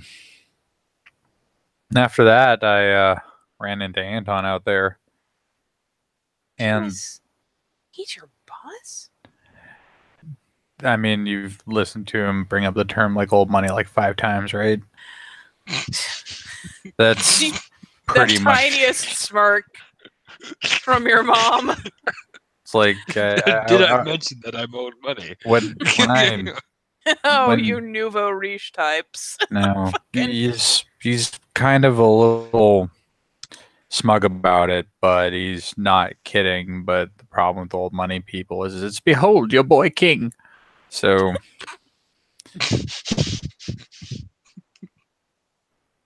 your mom will do something that is just unseemly but family tradition. And yes, you know what you say, you're going to check on the pies. It's because every year she knows shit. Like, she always serves the pie like in slices, so nobody knows that there's one missing. Yeah, she knows shit gives Bill like a slice of whichever pie he's eyeballing.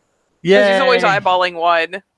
That or whichever is generally his favorite. He has been like handed a slice of pie like casually as they're talking. Yeah. Then he casually eats it. But I don't know. Things are going better? Yeah. The kid's one talent is that he has a way of surrounding himself with actual adults. Uh, the rest of us run things. I especially find myself running a lot of things, and he's paying us, so that's pretty good. Well, I'm glad. I know that little bungalow is a slice of freedom, but it'd be nice to see you in a place where you can have what you want I mean, instead like, of what you can afford. I like that house, honestly. Yeah? I like the idea of paying off the mortgage sometime That in my carpet lifetime. was so tatty, though. It's gone. It's gone. I took it out. I couldn't handle it anymore. It's awful. And guess what It I was really discovered? awful. What? There was a fully functional wooden floor underneath it the entire time. What, like hardwood? Yes. Who in their right mind would carpet a legitimate hardwood floor? She's Yeah. like goes back to like she has been kind of pulling things out and like, you know what, we're having a giant fucking salad this year because I gotta fluff out this fucking menu. I don't know who in their right mind would have done that. I have half a feeling it was the real estate agent. I mean, keep in mind he was the same dude who was willing to take a chance on a 22-year-old kid who had just gotten a job. She's doing that thing where she's kind of shrugging and the head's kind of bobbling side to side, like, I don't want to agree with you, but you're not wrong. But no, all I had to do is just give it a good polish over like one time, and it's perfect. Oh, thank God. Oh God, what's this? Oh my God, hold on, I have to hear this.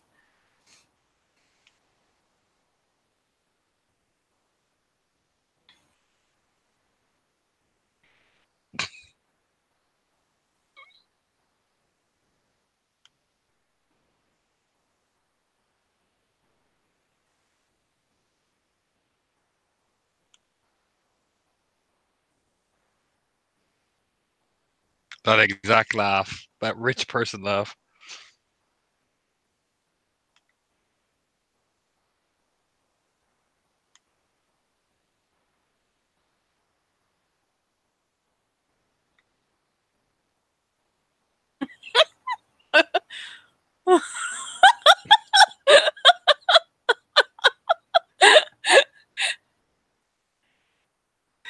Oh my God. I have to link this to Heather now so she can be in on the joke.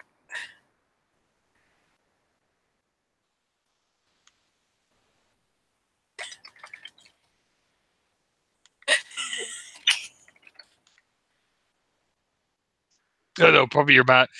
I imagine like the Carly told a joke, and yeah, it's that rich person laugh of yes, I'm incredibly wealthy, and I can laugh like that because I have money. He does that like yell laugh, and your mom actually like no shit. Do it.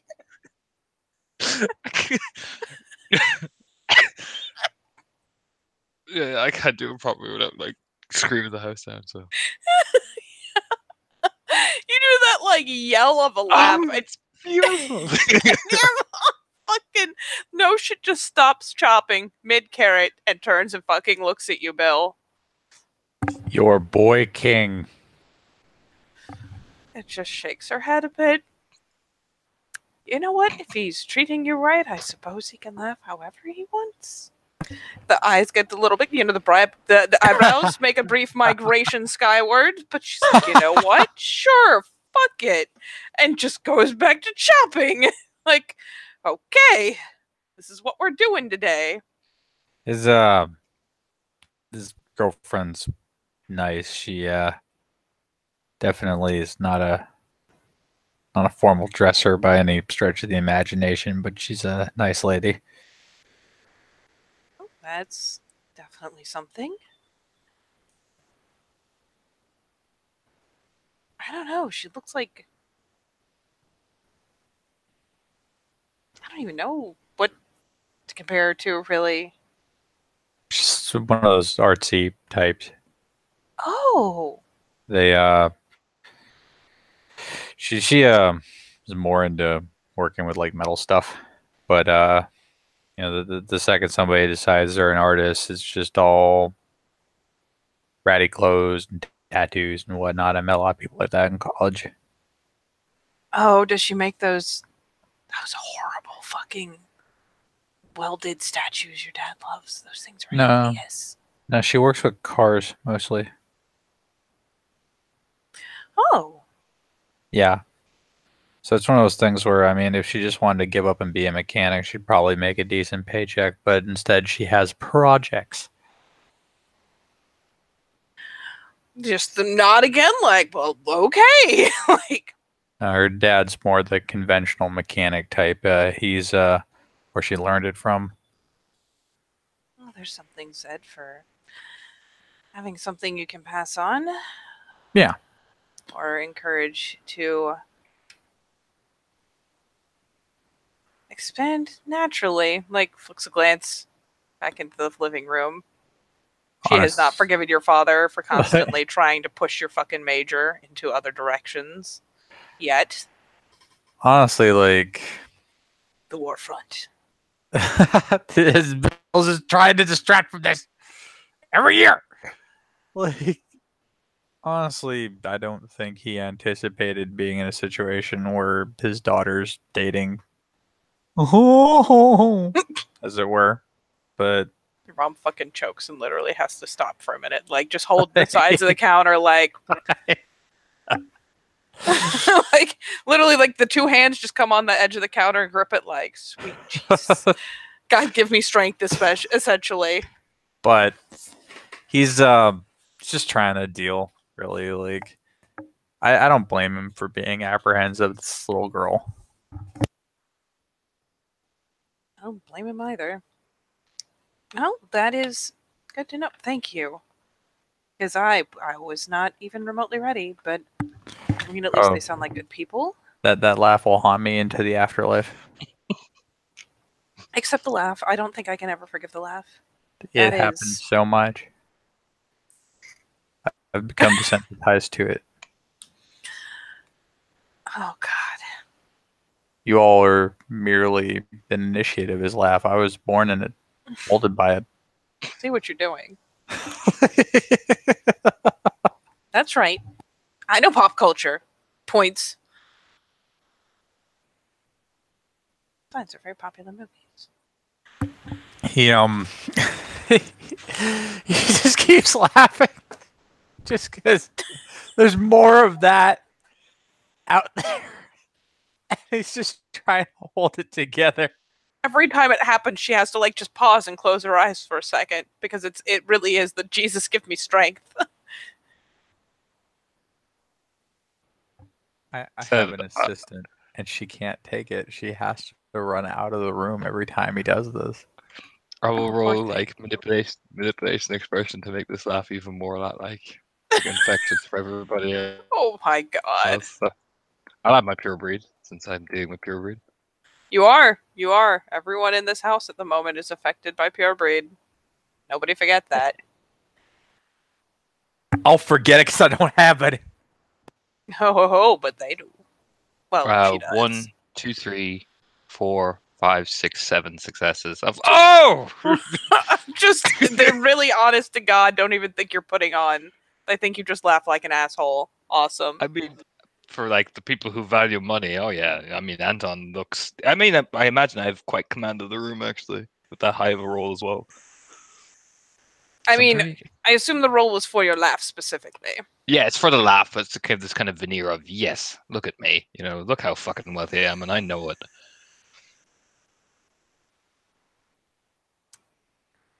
Oh yeah. So basically, the way that this plays out as dinner is being prepared is Jesus Christ, Anton.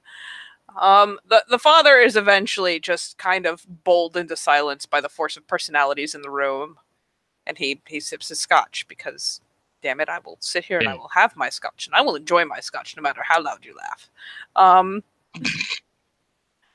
And buddy Calvin there, he doesn't love it, and he tries numerous times to kind of redirect conversation.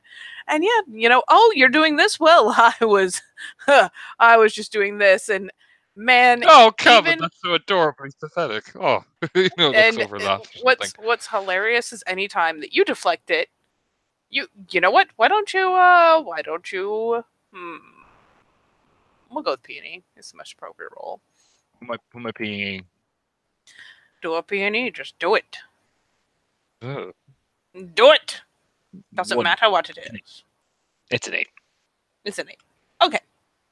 I mean, it could even be a 10. It doesn't matter which one you cancel out. Either way, it's enough that you catch at least briefly a look of kind of. You swear to God, you catch a glimmer of amusement one of the times that you manage to just. I mean, admittedly, a little rudely, but believably cut Calvin off. Carlita thinks it's funny as shit. Oh, really? You catch her doing the same sort of thing where he's like, oh, well, valedictorian, blah, blah, blah. And she's just like, oh, and, that is so great. Oh, what did you graduate, Anton? And, Yeah, he just probably did immediately this- redirects off him. Probably did, Like, yeah, he probably did a similar thing, yeah. So he'll catch that and he'll give her a little wry, that little subtle smirk of like, did you like that, did you? You know what I mean? That type of smirk. So just, as he takes a sip of his drink, playing it casual. Yep. So that's the thing that happens. Though eventually, as the social sparring goes on, and Anton, Carlita is the only one in this room that can keep up with you. Good. That's fine. But eventually, you will see, and actually, Bill thankfully gets spared because, after all, Mrs. Williamson, Kathy does need an extra pair of hands to help her carry everything out to the table. So, and she knows that you hate nothing more than having to sit and listen to your brother and father talk. So, she'll probably ask a time or two, like, "Oh, would you rather be out with your guests?" I mean, he seems to be Grimace. Fine. This is amazing to see from the outside. It is. It's definitely something new. Here, why don't you take this and set it on the table? And like it becomes a process wherein Bill is conscripted into helping ferry things to the table for dinner. And sooner or later, she will she will actually come on in and be like, "All right, does anyone need a fresh drink? Because dinner's ready, but I might as well go ahead and get those for you now." Well, Todd just smirks and a smile, quite, genially. No, thank you. No. I'm more looking forward to the meal, if anything. And yeah, Anton, God damn it, I really want to do that. I needed. Why did I give him such a similar name? Ambrose. Politely, just kind of goes, "I'm good with what I've got." He's been nursing the the also scotch he managed to procure, and he has been enjoying that very much. And taking his time with it, because how often is he going to get a hold of really good scotch? And Becca, I mean, she actually hops up and like, "Oh, you don't have to get it for me. I can come on in. Don't is so used to a casual fucking setting. I mean, Bill, your mom is at least briefly befuddled because it's like, this is not traditional hostess to fucking guest. You know what? Fuck it, and just I'm a salt of the earth. These heartless folk. I'm a maneuver the table so Carla is beside me. That's what I'm gonna do subtly. Carlita. Whatever her name is. I hope you're gonna remember her name. Fucking A. Yeah.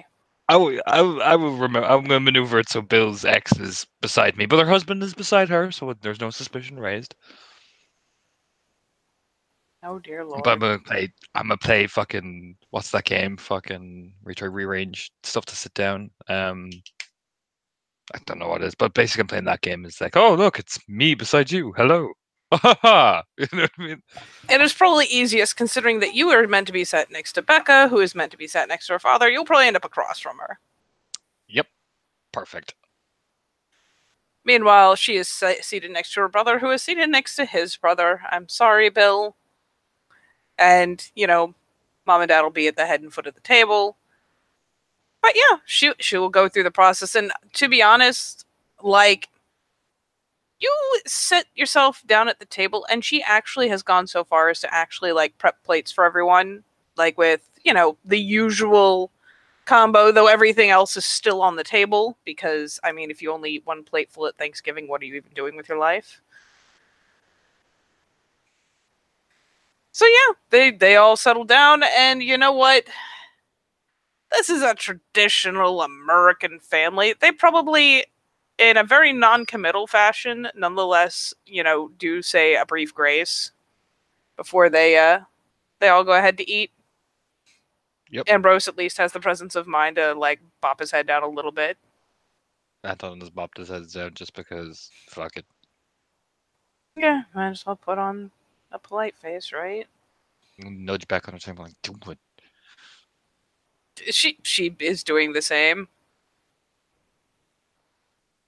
She has one of those. I'm not going to say microbrew because they're not hipsters, but she has a very, very nice glass of beer because she could not leave the kitchen with that bottle. She tried.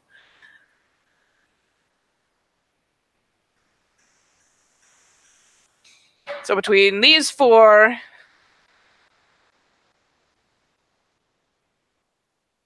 and these two, and you two, Chuckle Fox, the table is, well, it is a lively place. And to be fair, like once Grace has said, you know, people will go about casually eating, but it's one of those things where, like, at Thanksgiving, you never, like, just sit and focus on your fucking plate. You've got to be in the midst of conversation the whole time. Bob, are you back at your chair? Yeah, I'm finally back. Okay, sweet. So, like, yeah, people are casually eating, people are chattering. Bill is on the end of the table with his mother, thank God. Carlita and Anton, essentially Carlita and Anton are set closest to the father, while, if I'm doing my math right, yeah, Bill and Ambrose on opposite sides of the table are sat closest to your mother. With your brother next to you, oh buddy, oh pal, and Becca sandwiched between Ambrose and Anton. And so conversation renews, more casually now, but there's still like a constant flow and ebb. And Bill, it was inevitable. You knew it was fucking inevitable. At some point over the course of like dinner going on, your brother like leans over, gives you a little bit of the elbow, is like, man, even your boss brought a date to dinner. I'm married to my work.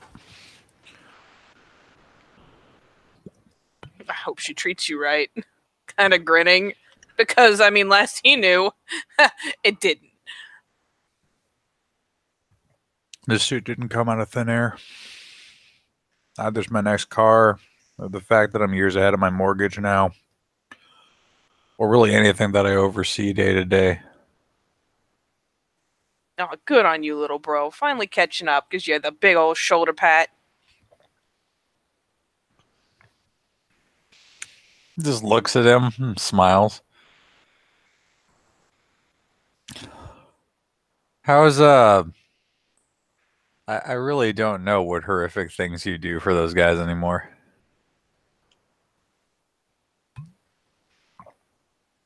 I mean, if I'm doing my job right, get them to walk. Yeah. Yeah. Which, and he, of course, you know, I swear to God, if he was still a jock kid, he'd pop his collar. I accomplish on the regular. Oh, thank you very much. Top guys at my firm. I'm sure they all very suddenly need to be with their families in the aftermath, right? Of course.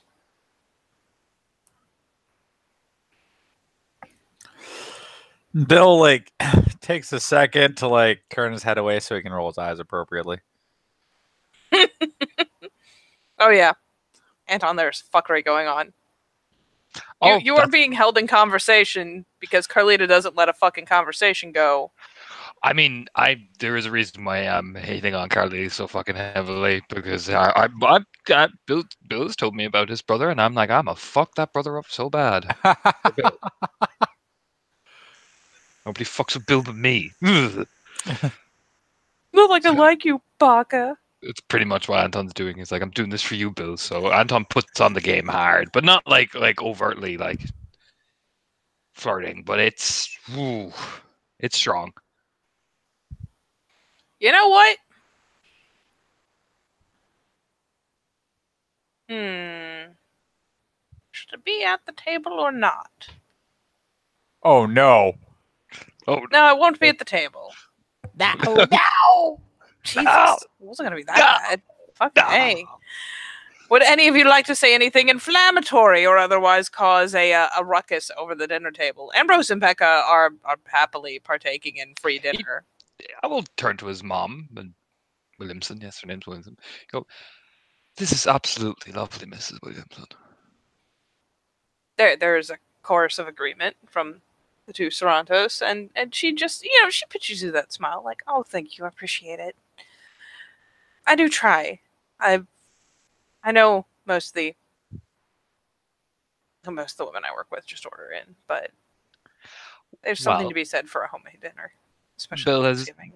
Bill has given me all the gossip about how delightful your cooking was, and for once, much to my delight, gossips were correct. I'm glad I could keep up with the rumor mill. She pitches a smile over Bill. No, he talked good about her cooking.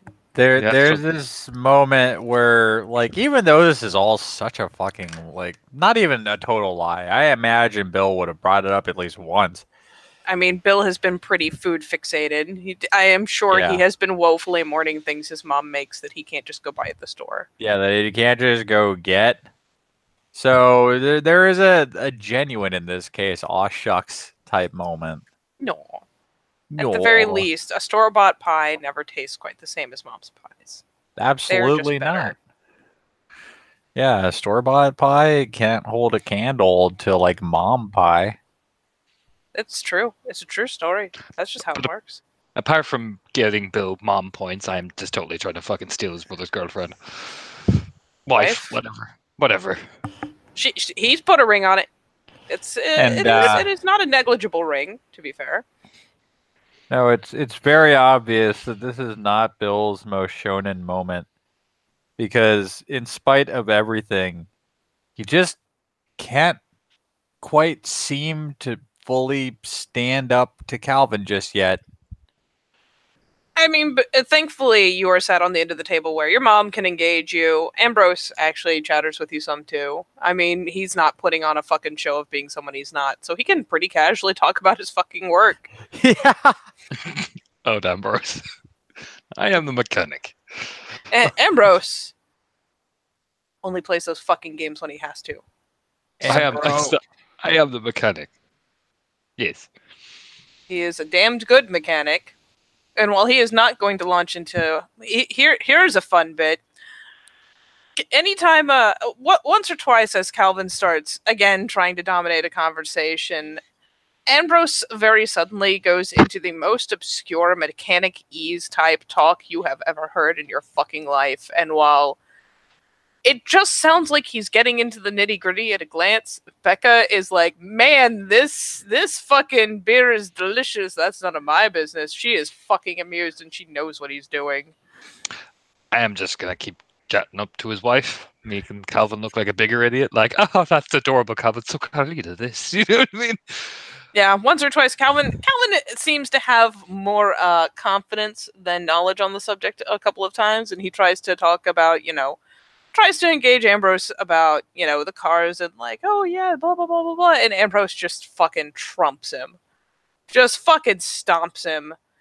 He doesn't, he just casually too. It's not catty. It's not harsh. Just casually you don't know what you're fucking talking about kind of tilt of conversation. And again, every time it happens, every time Calvin gets trumped, Carlita just looks so entertained because she has to hear this all the fucking time. Yep, I'm just keep pushing that angle. Okay. Turns to Bill. Keep in mind, Bill is on the far end and opposite side of the table from you. Look at Bill. Look at Calvin. Look at Bill. Look at Calvin. So which one of you then was the football player? I'm sure it was Bill. By the way, I've seen him play in the company games. Bill is a real animal. There is a no shit scoff from Calvin as he glances over at his brother like, are you serious right now? You should see him. He's a real bear on the field. I'm sorry, Calvin. I have to say, he's even. I mean, judging by the looks of things, bigger and everything. Calvin kind of gives a shrug. I didn't ride through college on a sports scholarship.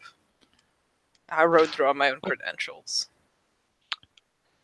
That is admirable. It is very much admirable. I believe Bill rode in through his intellect as well, so I think you're both on level pegging, I would think. Just sports always does help, though. Gives a wink, like, yeah, that's right, you dick. You know what I mean? You know, Bill's just like, man, this pie. I mean, admittedly, in this case, Calvin is not shaken, but so much because he knows he got better grades than his brother, and he knows he graduated higher in his class than his brother. He knows he has trumped Bill, at least in the fucking, like, when it came to traditional things like school and whatnot, just trumped him as far as accomplishments and achievements go. So, weirdly enough, like, you can sit there and you can talk some shit, but he's like, yeah, uh-huh. smirks, like, all right, that's not the angle. Anton nods to himself, like, I'll get you. That's fine. Just you wait. Carlita is also doing the, well, that's none of my business. Like, Bill's got the pie and she's got this lovely mulled wine, and it's it's fucking delicious right now.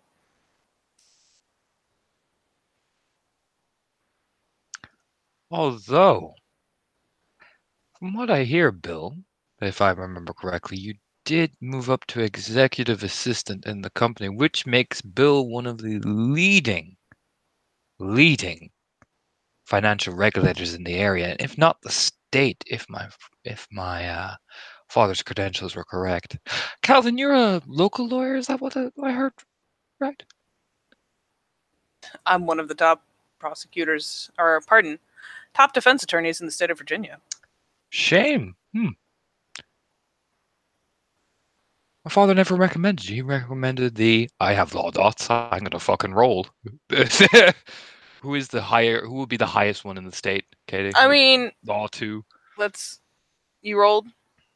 Alright, what am I rolling? Wits or intelligence? Intelligence. Okay, fucking gonna spend a willpower because it's Bill. That's 3 successes. So yeah, with the willpower spend and all, you can name like literally the top defense attorney in the state, which I mean is what it is. Let me take a quick glance.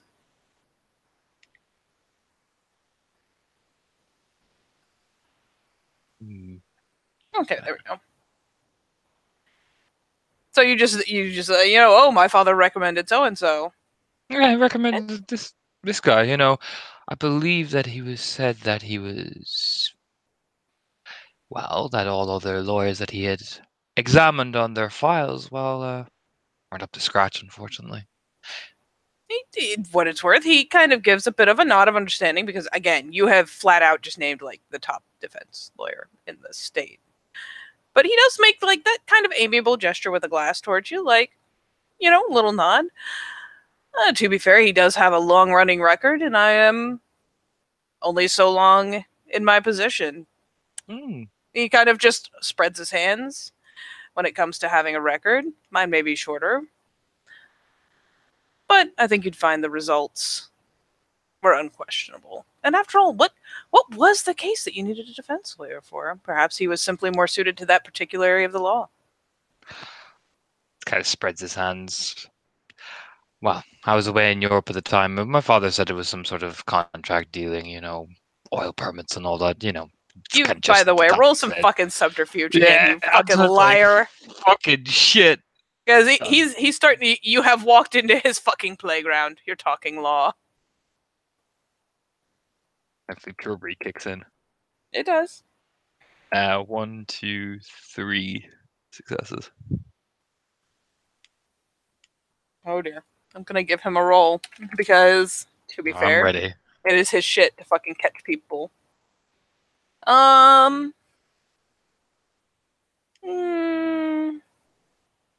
Hilariously, his manip subterfuge should be way higher. Because fucking lawyer. And I don't care how many lawyers are watching right now. His manip law score is undeniable. What you will do?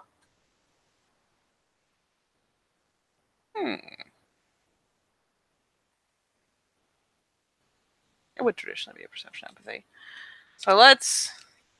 Oh, this is his Kool-Aid. I'll give him more die than the standard high-ish.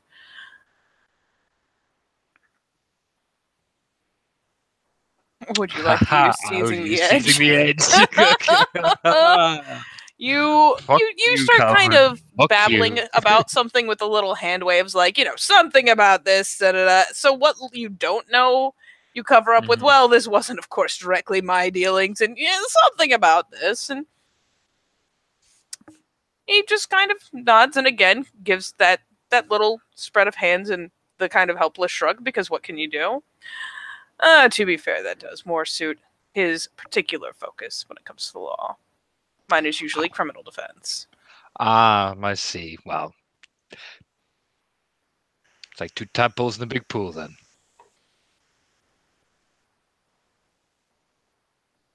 Just 2 tadpoles. He's got one more leg going than I do. I'm working on it. Oh, I bet you are. Bet you are. Just nods to himself like, hey, you fucking prick. He just keeps it casual as he kind of like internally Anton's like, whew, fuck. You know for a fact you barely skimmed through that. Yep. He's like, oh. Okay. Takes a long sip of the fucking wine. Like, all right, Anton. We're still good. Go back to flirting with his girlfriend. We're safe. It'll actually be Carlita that immediately like grabs and deviates the conversation again. Talking about, oh yeah, and oh, what was his last case? Da-da-da. Like immediately peels the conversation slightly sideways, but keeps just adjacent enough that he feels like he's in control of the conversation, but no longer talking about himself, at least. Fucking artful, sir. Fucking artful. Well, he watches. He appreciates. And I mean, Bill knows this tactic. He's seen it at every single family gathering. Bill has seen this so many times. The please stop fucking talking about yourself, Jesus Christ mode of conversation. Yes.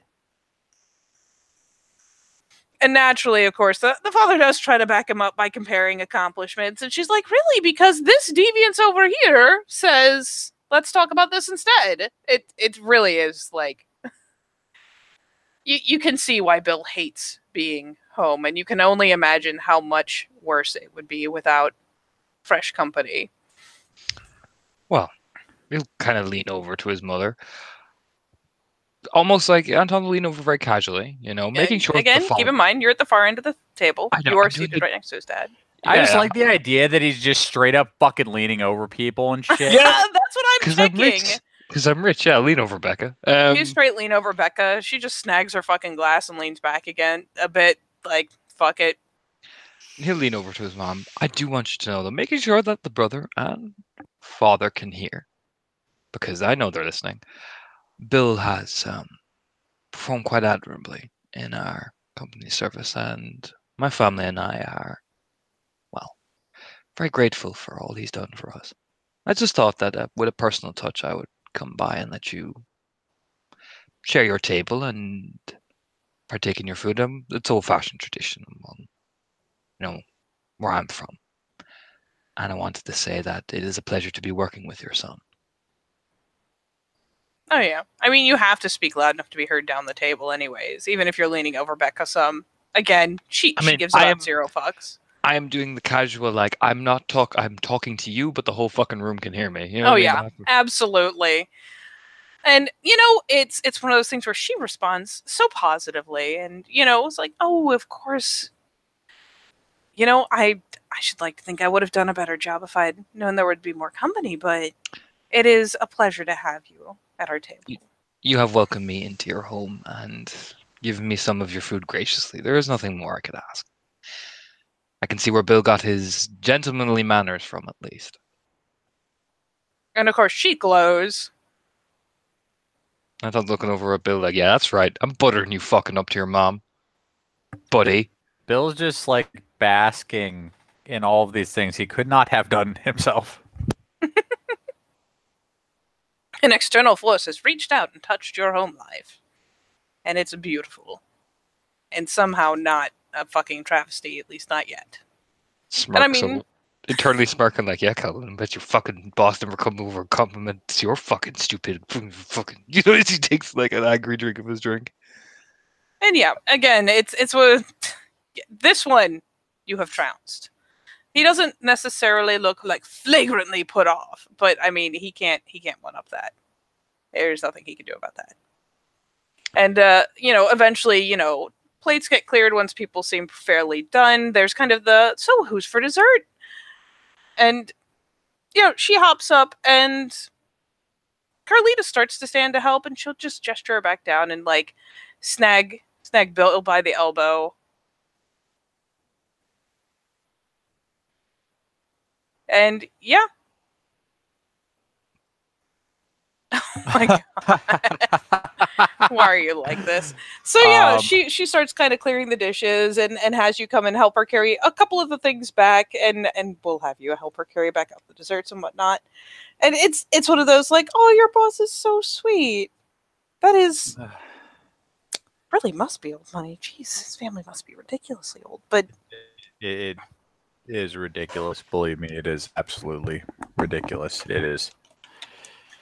The old history major in me came out, and I just started reading things, and it just goes back farther than I have the time to even look. But really, yeah. That being said, it was like I said, he's very good at surrounding himself with adults. And I don't know what it is about the kid. Maybe it's because he was groomed for this his entire life, but he has a way of inspiring loyalty in people. no, that is something you can't teach.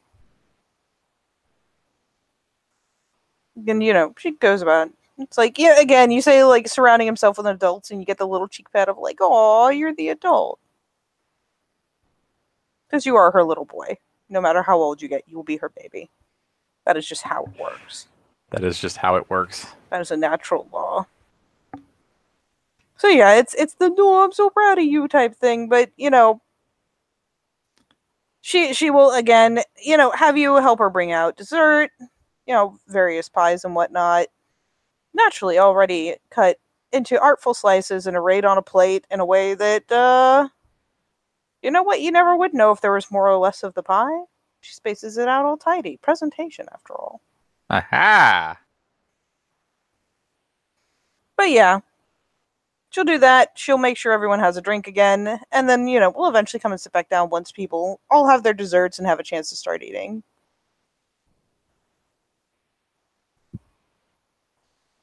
I keep flirting with Carlita. Like, I'm fucking going at full tilt here. Like, I will ruin this brother's life. I mean, again, I assume you're keeping it super subtle. Oh yeah. Oh yeah. I don't imagine he's just like reaching out to her chest and going like honk honk. Like well, I mean to the point where no one could definitively call it flirting per se. No, if she's aware, if she's like, I don't know how like fucking self-perceptive Carver is, but like to the naked eye, nah, she's just so charming. But to her, oh yeah, there's indications. How much vindication? Like, what all are you doing to kind of give any kind of hint, or to kind of reel her in? Again, it would be subtle compliments to her own ego, and like kind of playing off her own ability to, turn and wheel the conversation. Hey, how you doing, little mom? There's also like, again, it's very subtle. It's the body language as well. There's a lot of body language. But there's also whenever she kind of compliments herself and laughs at her husband's expense, he'll share the laugh in her, and it's almost that kind of turning himself into the more intriguing prospect, the more long-term prospect, especially with the gesture he did to Bill's mom. He was watching her motion, watching her reaction, and playing off that. All right. old buddy, old pal? Yes. Will there be any more beautiful, beautiful disturbances during the dessert course? I mean, unless someone asks him something, he will continue doing his little game. But otherwise, not. He's quite, again, incredibly polite, especially towards Bill's mom.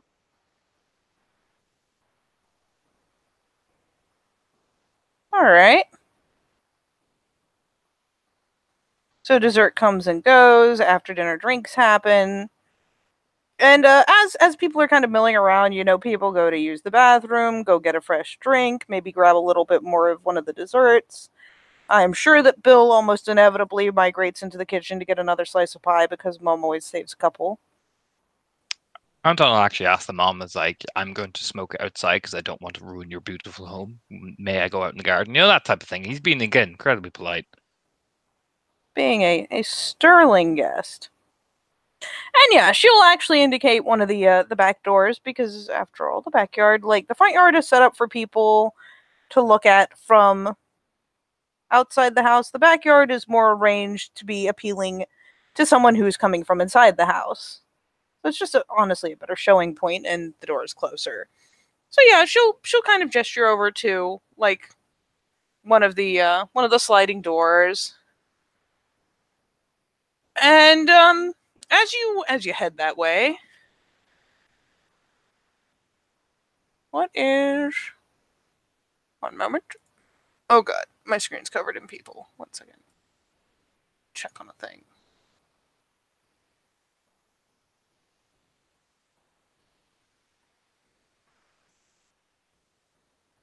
Haha. Anton, roll me perception larceny. Yeah. Do it. Billy, you know what? If you are within sight of the back door, you may also roll perception larceny.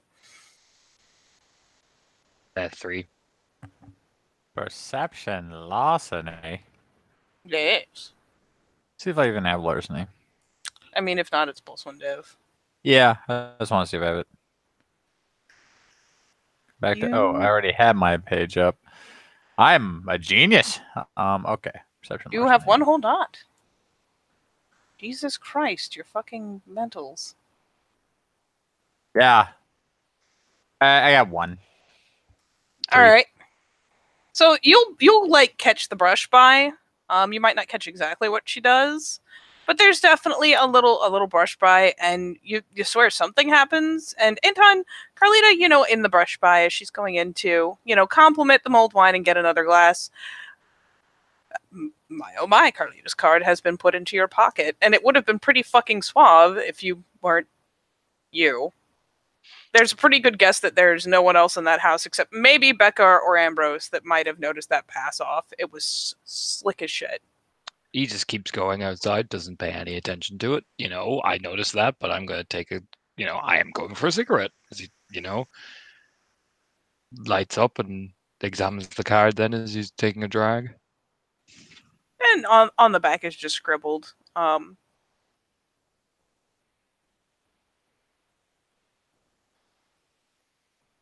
case you or your family decides you're hiring. And yeah, it's her card. It has her name, her number, her business account on LinkedIn, and blah blah blah blah blah. It has all that shit. Smirks himself like, yeah, hiring. You know what I mean? That type of look up at the sky.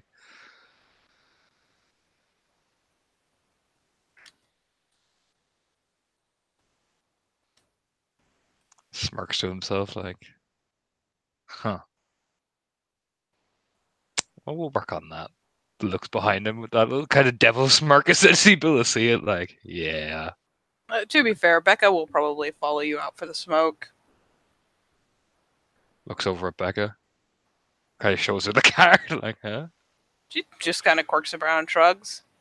You're trying hard enough. Well, I'm getting even for Bill.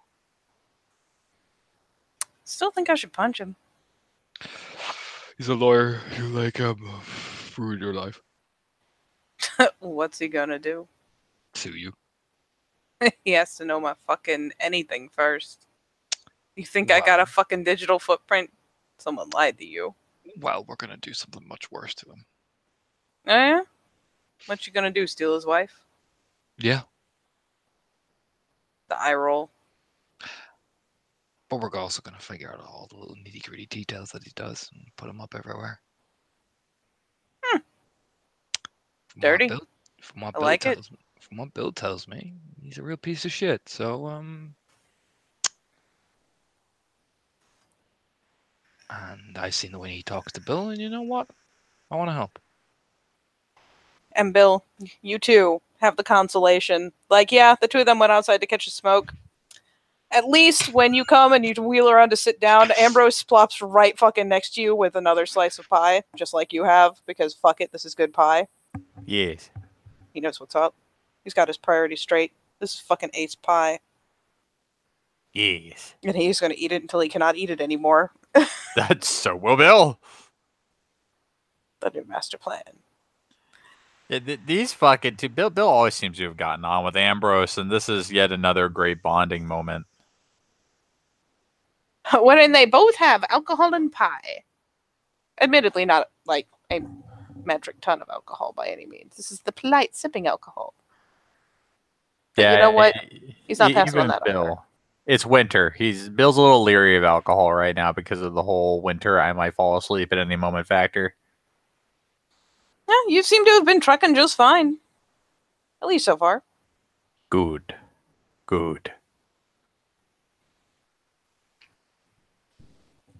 Yeah, as long as you have snacks in the car, you're good. Especially after like Thanksgiving, like you are the most fat and happy you've ever been. He might straight up sleep on the way home, but damn it! What is even happening?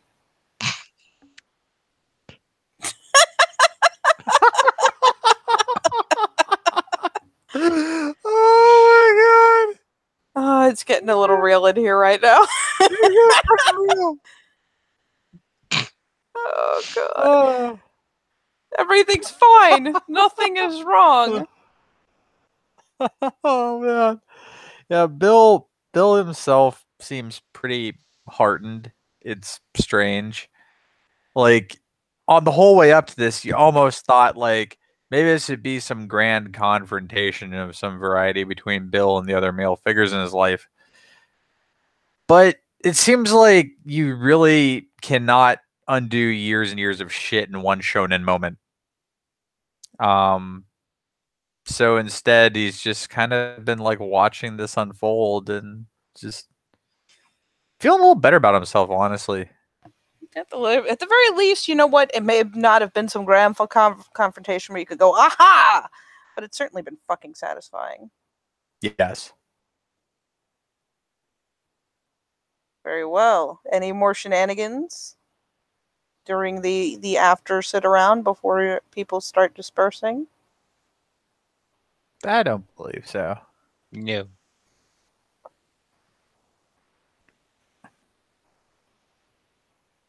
All right. Well, I imagine that if you guys don't do it on your own, then at the very least, eventually, Calvin and Carlita will be, god damn it, hopping up and saying, it's been great. We should head back to our hotel. We've got to pack to leave tomorrow. But, it's been great. Blah, blah, blah. Hugs all around type thing. Yep. Carly gets that fucking blue steel there. Oh, does she? Yep. Just as the husband turns around, so it's perfect timing. That boom. Oh, roll it, motherfucker. Fuck it.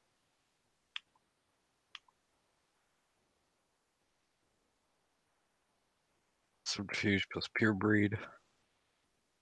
Persuasion is active. Bam. That is 9 successes. Actually, no, 8. That's 8 successes. Oh, that's 9. Oh, it's 9. Oh, Isn't it? Oh, wait, is it charisma or is it manipulation? that was appearance. Oh, yeah, that's 9. Or whatever the fuck the lower one was. 8 successes. 8. There's a 3. Yeah, yeah. But otherwise, that's 8 successes. I literally blue steal the shit out of her. A yandere stare the fuck out of her. No, no. I found you. But yeah, I give her the stare. But 8 successes. 8 successes of Hey, girl, hey. hey little mama, let me whisper in your ear. Yeah, pretty much, yeah.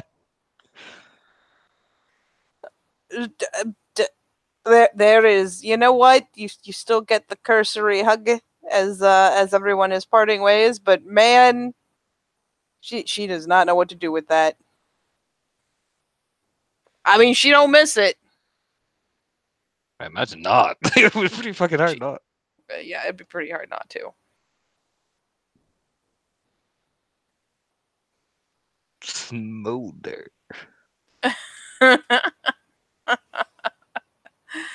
You whisper in ear. Look forward to hearing from you.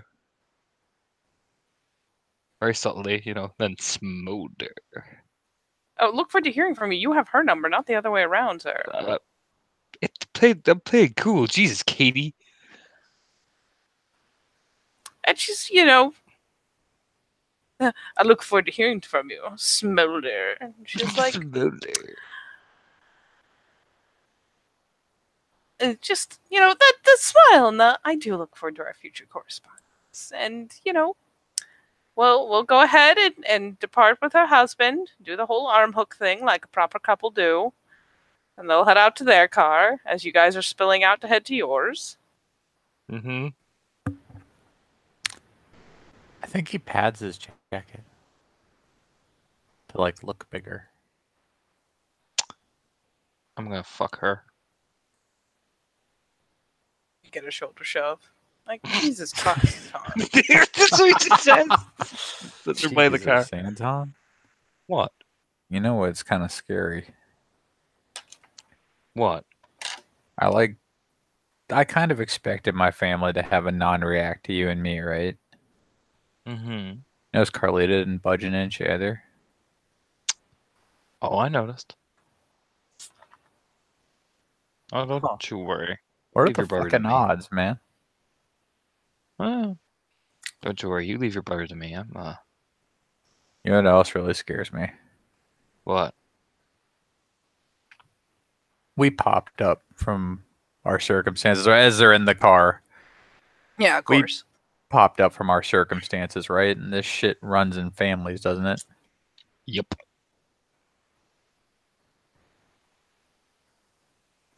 I know maybe it's not, right? Maybe none of the 3 of my direct family members are like, that. What if one of them is?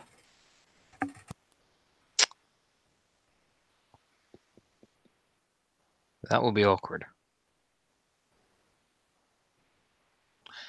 It's not Calvin.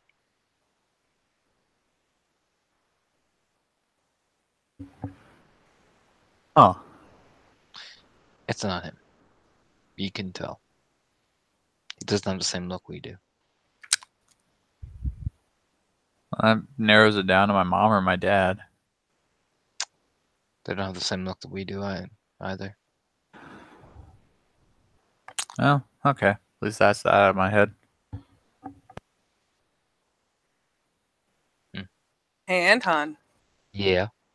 A certain notion has been introduced. What? What if? Because he's not the only one with directly related family. Yeah. Nods in the back of his head. I might go talk to Christine.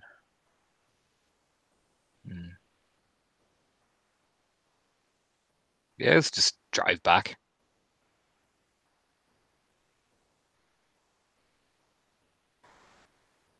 Becca will ceaselessly tease him about trying to land a cougar.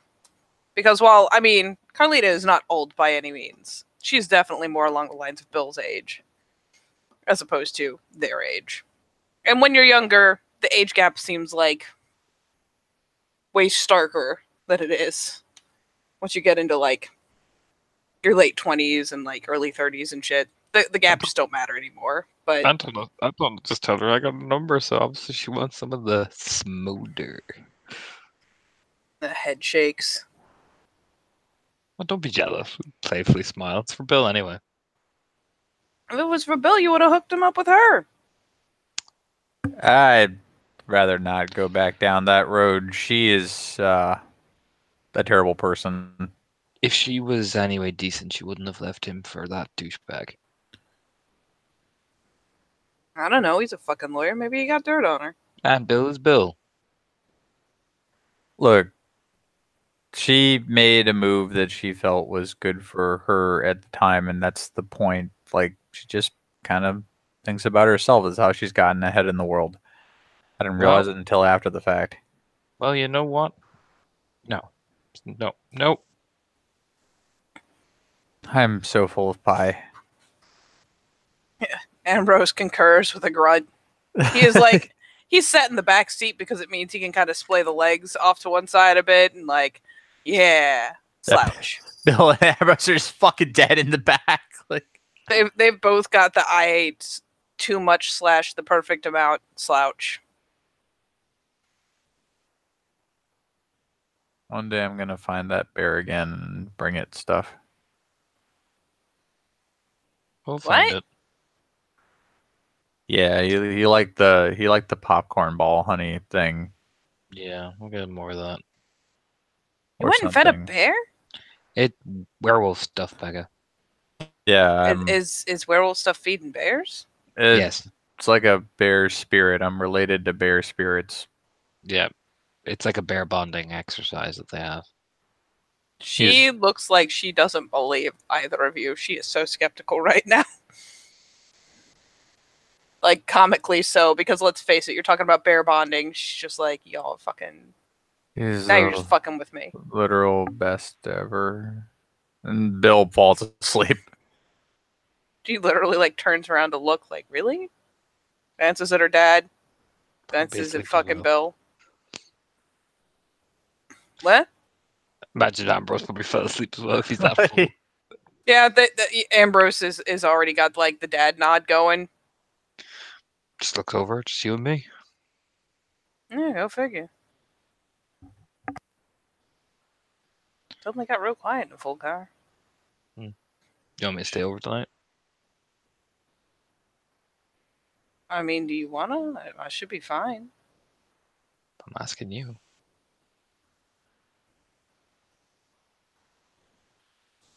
Just kind of shrugs. I wouldn't mind. Sure.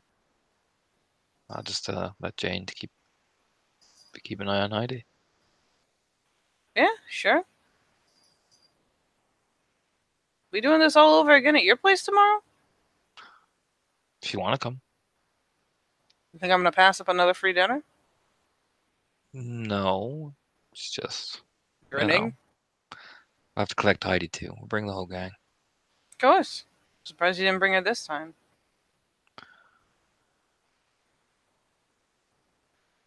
You sure she's not having an aneurysm or some shit?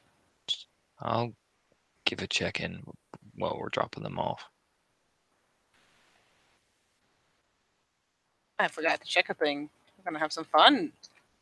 Yeah, we'll probably head to the mansion first. We'll drop Ambrose off and tell Becky he'll meet her back at her place, and then we'll probably deposit Bill in the mansion, like carrying him.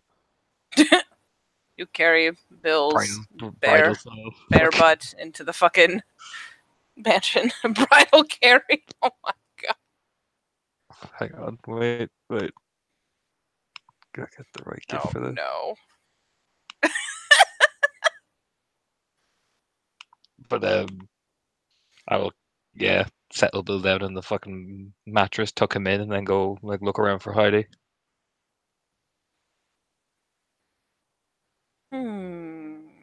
Heidi. Heidi. God damn it! So many fucking screens. Let me find Heidi. Boop.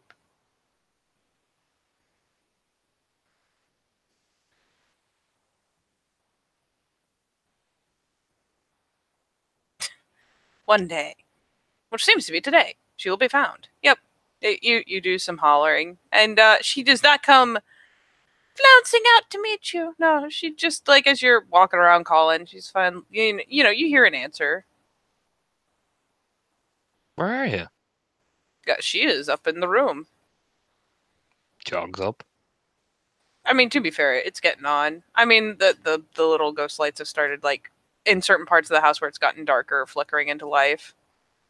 And yeah, she's settled up in the bedroom. And she's Everything just, okay? like, nestled up in the bed and has some reeds that she's kind of fiddling with and playing with. Actually, probably at this point has a small trove of some of that rainbow string that she has been knotting. You can tell she's been at it a while. There's, like, most of an actual, like, macrame design going on. Like, she's practically created a small net with it. Everything okay? And she just kind of glances up and shrugs. She's kind of got the blankets pulled in around her, so they're, like, nested around her. Give me a perception alertness there, buddy, in the half light.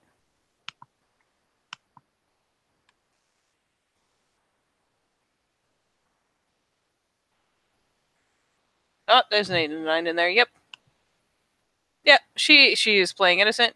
There's fresh scratch marks on her arms and stuff. It's not the horrible, like, gouging she did the one time. Heidi.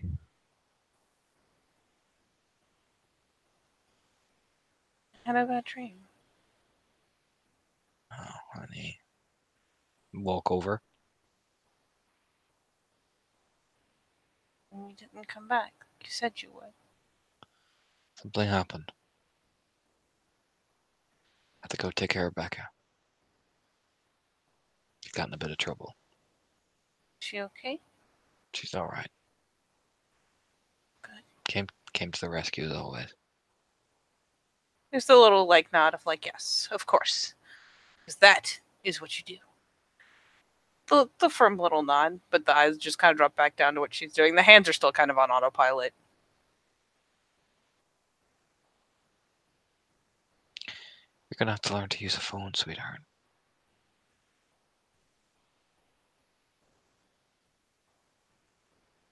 That way you can call me if you have a nightmare.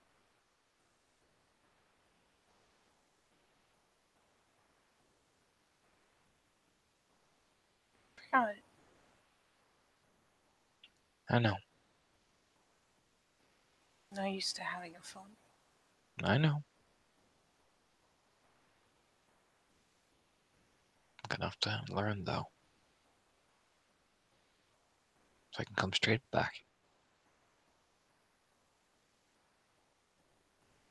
There's more, like, dutiful little nodding.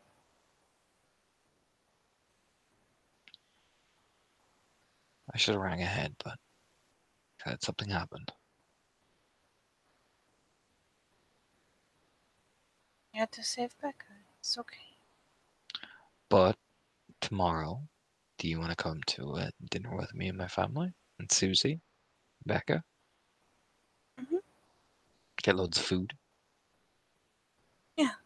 And get big and get fat? You get fat only eating once. It's silly. I have a question, Heidi. What?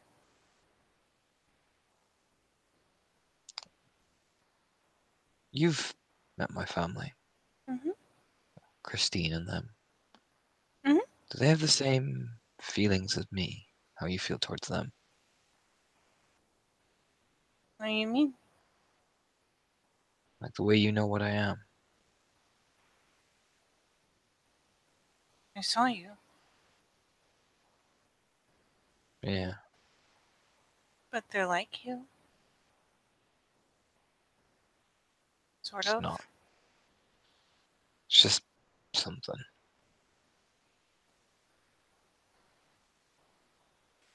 Are you at any point, like, coming and, like, plopping on the bed, or Oh yeah. just, like, leans into you? It's like a gravitational fucking pull, just dunk.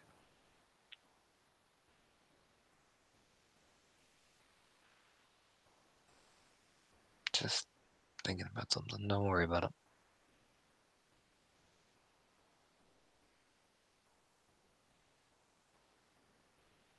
I don't know if I can see that without seeing them like I saw you. No, it's alright, sweetheart. Don't worry. Kind of thinks about it. Continues fiddling with the macrame. We reach over and grab one of the cream essentially, and just rub it onto her hands. Yeah, she just kind of autopilot leaves off the macrame and it starts kind of idly rubbing it up and down her arms. Like once it's on her hands, yeah, she just starts kind of doing the thing.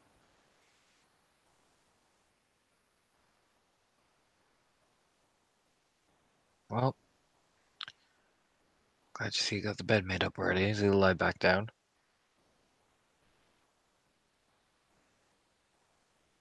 Is it bedtime? How long day and night from the other night. Okay. She starts kind of doing the little squirming. She's I mean, to be fair, she in her PJs. It does not look like she is freshly changed into her PJs. It just looks like she's been in them all day. We'll have a talk, you and me, about a few things tomorrow before we go for dinners, but it's nothing serious. Mm-hmm. She takes her little project and like leans off the bed and kind of doesn't tuck it under because you never know what's under the bed. Could be spoders. She's just leery of places that spider webs are common. So, at least for the moment, there's no one under there checking to make sure it's safe. So it just kind of goes down next to the bed on the floor there, like up at pillow height. She can snag it later. She almost immediately like rolls over and like nests in. He just closes her eyes, probably passes out not too long after.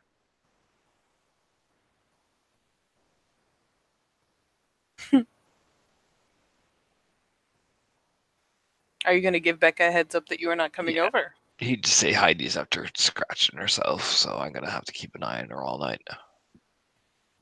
Oh, yeah, Becca gives you the thumbs up. Let's check for posterity. And naturally, with Anton there, she will end up sleeping like a baby. Bill, buddy old pal, I assume you're just going to stay flopped on this air mattress here. I mean, eventually he's gonna get up and do something stupid. What are you going to do that's stupid, buddy? His curiosity has been piqued. Okay. So he's gonna get a flashlight and he's gonna head down to the down area. What, down to the basement? Yeah. All right. What you going to do when you're down there? He is looking around for whatever this tunnel entrance was. Give me, initially, we'll go with... you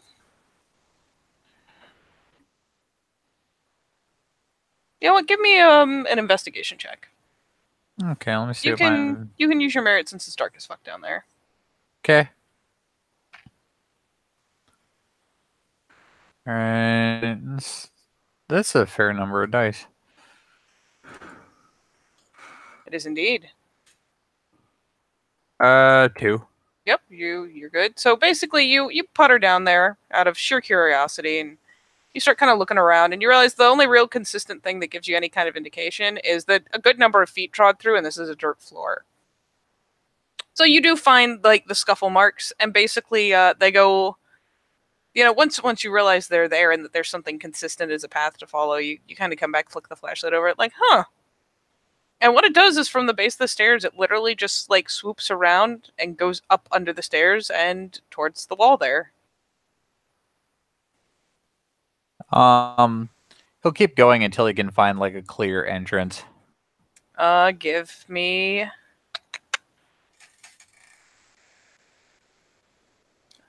another investigation check. 3 this time. So you kind of fiddle and look around, and